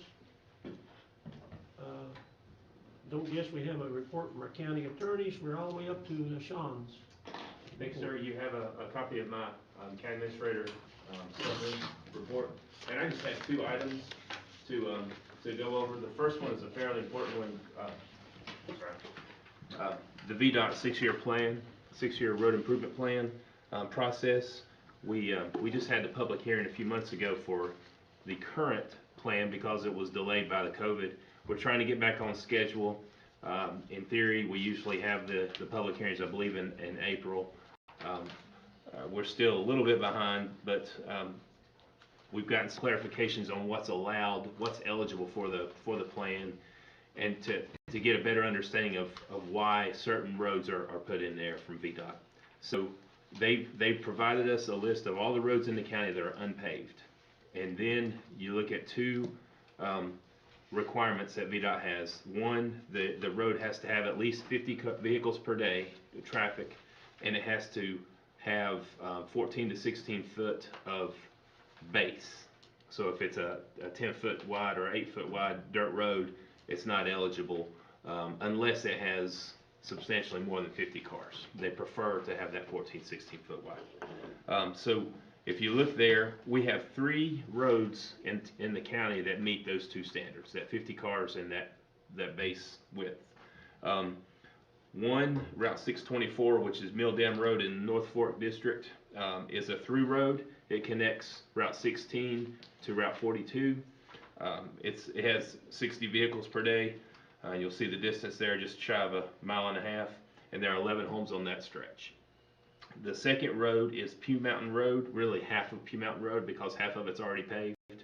The portion that comes from Sugar Grove north back toward Marion is unpaved, and about 0.4 of a mile or 0.7 of a mile portion from the intersection of T's up toward the top of the mountain is the portion that's eligible. 70 vehicles per day, but there's only three houses. So what that tells me is that the farms that are out there use that road quite a bit with their tractors, and I spoke with Miss Deal and to verify my assumption. The third road that was eligible is Old Brunswick Road, again in the Rye Valley and Sugar Grove area, set about a half-mile stretch from Horn Hollow south toward the old I guess it's the Old Brunswick facility. It also shows 70 vehicles per day, but only one house. A lot of tractor traffic on it as well. So what I'm recommending is we have roughly 300, according to VDOT, they're looking at a project or projects that could go up to about $350,000, $345,000. That's about 1.5 miles of road widening in VDOT world. So we're recommending Mill Dam Road to be included, and the next page in that of my summary there shows where the Mill Dam Road allocations can be included between 2025 and 26 and 2026, 27.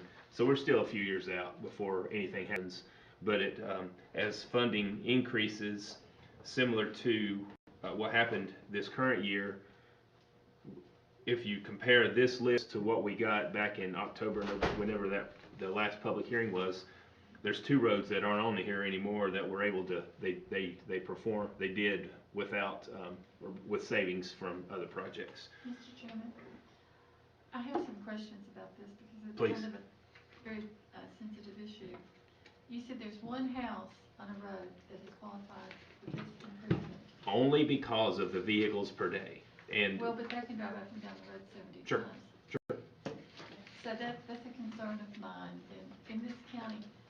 So did you determine, did a committee determine who was gonna be prioritized for no, this? so and I was getting ready to the vehicles per day count and the issues. So there are several roads that are in the county that have less than 50 a day, 46, 40, 42.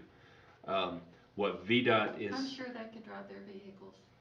Oh, 50 sure. times Right. if they meet those criteria. What I've asked VDOT to do, in order to, take these 2 out of the higher priority systems, honestly, because of the low residential impact, they're willing to do new counts, traffic counts. Usually they only do them every 5 to 10 years.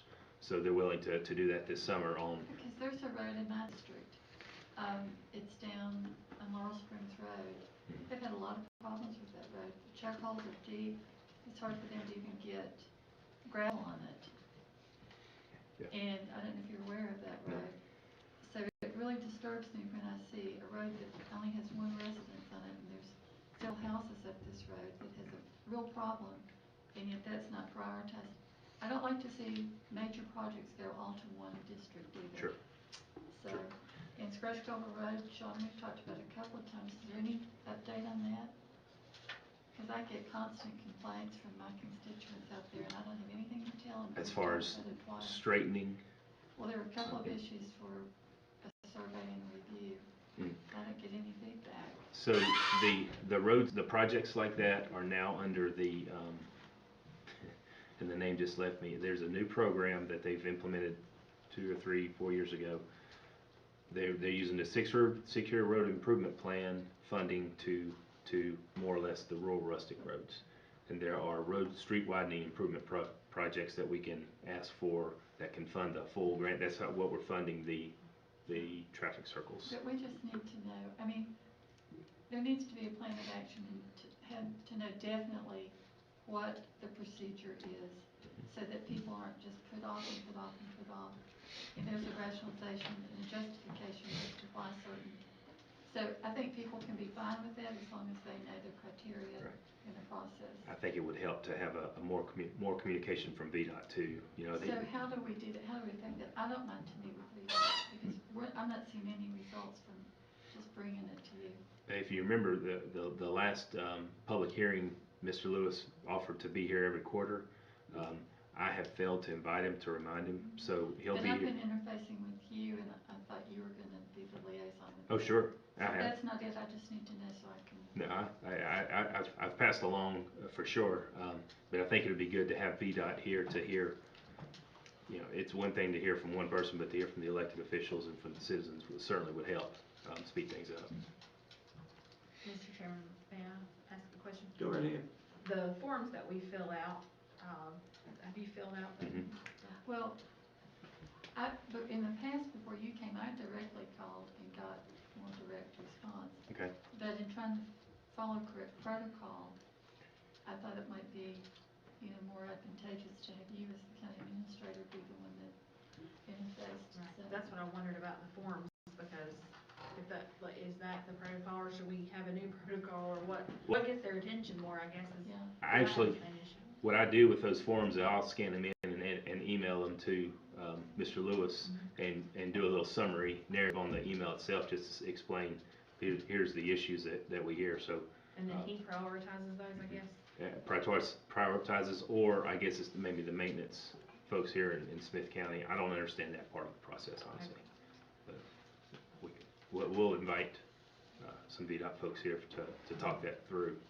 It might even be good to have a meeting aside from the board meeting with some of them to give us some of the issues. You know, yes, that's exactly what I was going to say. The one thing that's popped up with this whole conversation with VDOT is we don't have a committee, and I think that would be an excellent committee to have, because we have a lot of road needs that we have no control over. Right. And that kinda leaves a committee of meeting with VDOT, kinda leaves part of the board members out of it. I'd rather see them meet with the whole board. Right. We all got needs in every district. True. So if you get a committee, unless you tell the committee what your needs are, if we're gonna deal with VDOT, Because come here in front of everybody. in Pulaski County, they come to every monthly meeting. It's something we can certainly offer. They used Request. to here, didn't they, each week? They did when I first got here, they come every month. Okay. And did they respond pretty well to you? Yes. Yes. Well, that would be good. I think that's what we'll All reach out. depends on who's head chief down there. Right. When they change, it changes. They just changed too. Let's get them trained to come to us. I got no The problem. guy that was there before was real good when I first came on board. He was. So the recommendation that I would like to throw out is to have a public hearing on the night of the 22nd to help meet VDOT's timeline. And that recommendation would be on the 6-year plan that includes Mill Creek in the last 2 fiscal years of the 6-year plan. Knowing that not only Pew Mountain and Old Brunswick, but the other half dozen or so streets that are out there will have a more accurate traffic count performed. But we do need to officially schedule a public hearing. For a side note, Old Brunswick Road is in my district, and if you don't want your car to fall into a small ravine, don't drive on that road. That's why. You need a motion? Yes. So moved to have a public meeting. Okay, all those in favor say aye. Aye. Any opposed likewise? Motion carries. The only other item I have for you tonight is just information only. We received notice from the Army Corps of Engineers that I didn't realize that the county and the town of Marion jointly own the Reserve Center. So Just the land. just the land, right? So we have a land lease, a 50-year land lease with them that expires June 30th of next year. And they want to go ahead and start the conversations early and make sure that the county and town are willing to continue that land lease, which I don't know why we wouldn't. But that's just information only. You'll see in the coming months. What I probably would do, since it's property, maybe present it to the Building and Grounds Committee for further recommendations to the board. But that'll be a lease agreement or extension, whatever the Army Corps comes up with. I believe it's on our insurance, though. The building's on our insurance. It's being, they The go. reserve No, is not. It's not anymore? no, it's not anymore. That's all I have. We still got 5 minutes before 8 o'clock. Supervisor comment time. Mike, we'll start with you this time. Yes, I've got an item of business in supervisor comment time. Unfortunately, my library board member from Chilhowie, his wife is very ill. And he called me last week and asked if, and he gave me a name of a person who had expressed an interest in doing it. So I called them and talked with them, and Jim Payne is our current library board member. He has emailed us a resignation,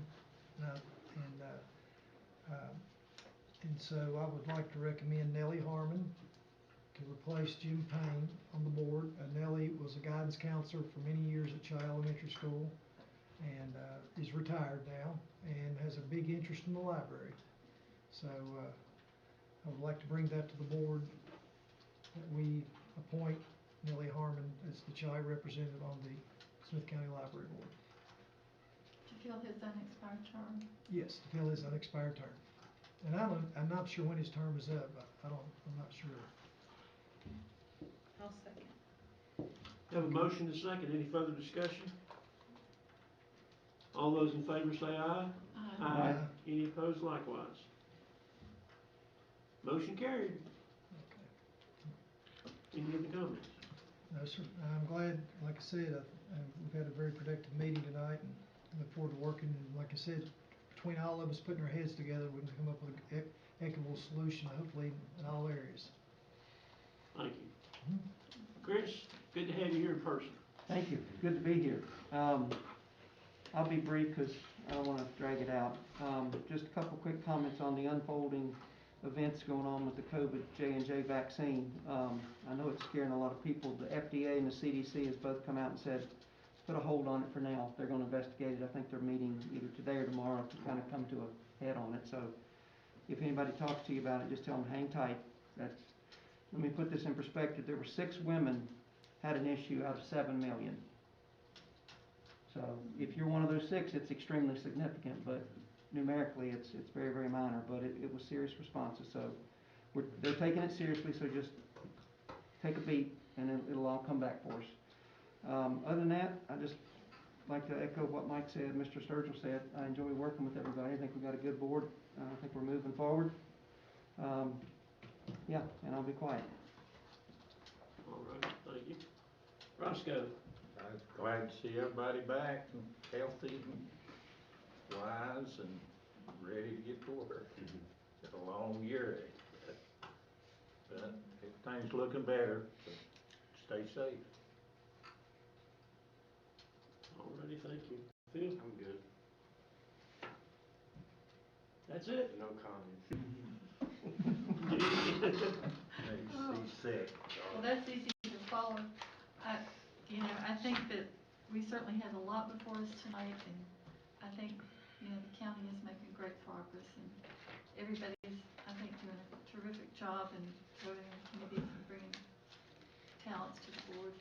I'm glad to see that COVID numbers are going down, and Dr. Carter coming and presenting his budget today. I thought he did a very good job, and, our county budget's in process, and so a lot's been done in a short time, and I look forward to the next few months.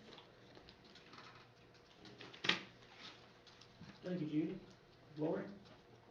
Thank you, Mr. Chairman. Just a couple comments, circling back to our decision about the Planning Commission's recommendation. I certainly am not questioning their decision. I think sometimes comments maybe fuel their decisions, but anyway, I appreciate the citizens and their comments, but I think we have to look at the bigger picture for the county.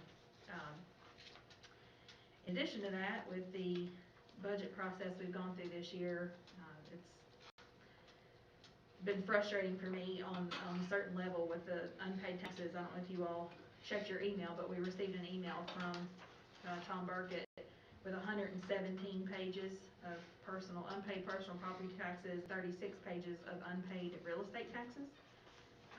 You all may not believe me that I read every single page, but I did. Sometimes I don't sleep well at night, that's what I did. But it's frustrating to see that some people owe, $25,000, upwards of $50,000. There's some people in this county that wished they owned a house that was $58,000. It's unfair to the people in this county. That's probably 117,000 pages of names who pay their taxes on time. And I think it's unfortunate that $3.7 million is hanging out there, and it affects how we educate our children. It affects how we improve our water and sewer systems.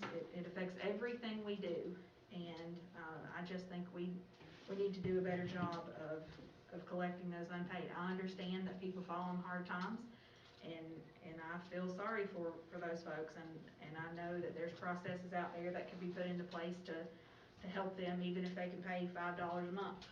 At least that's something, but if they're just simply letting it sit out there and not taking it seriously and not paying it, that's unfortunate for this county. And our other citizens have to carry that burden.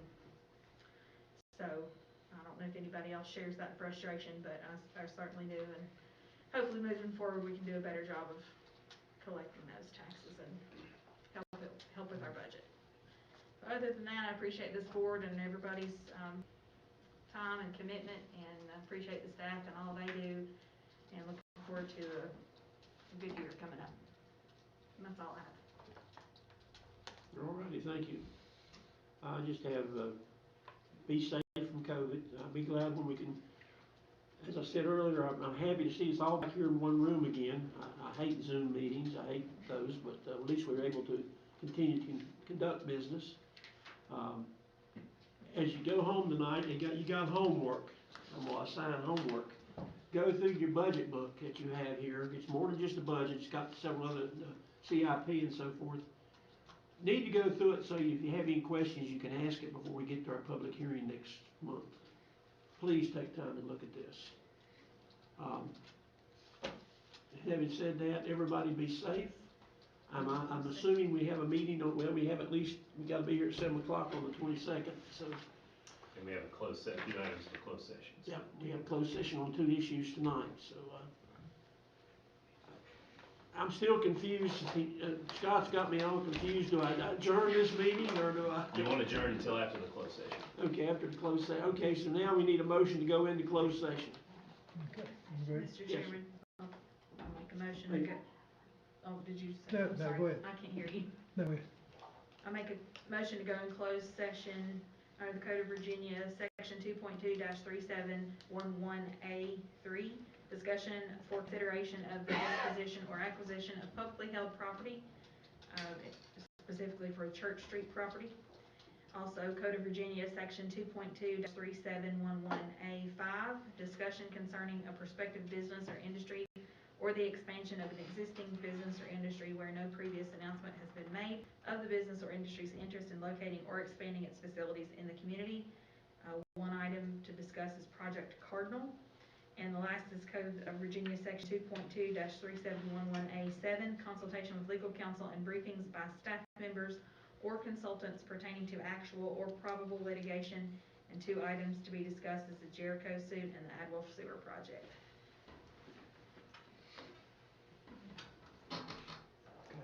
Do we have a second? Second. All right, got several seconds. All those in favor say aye. Aye.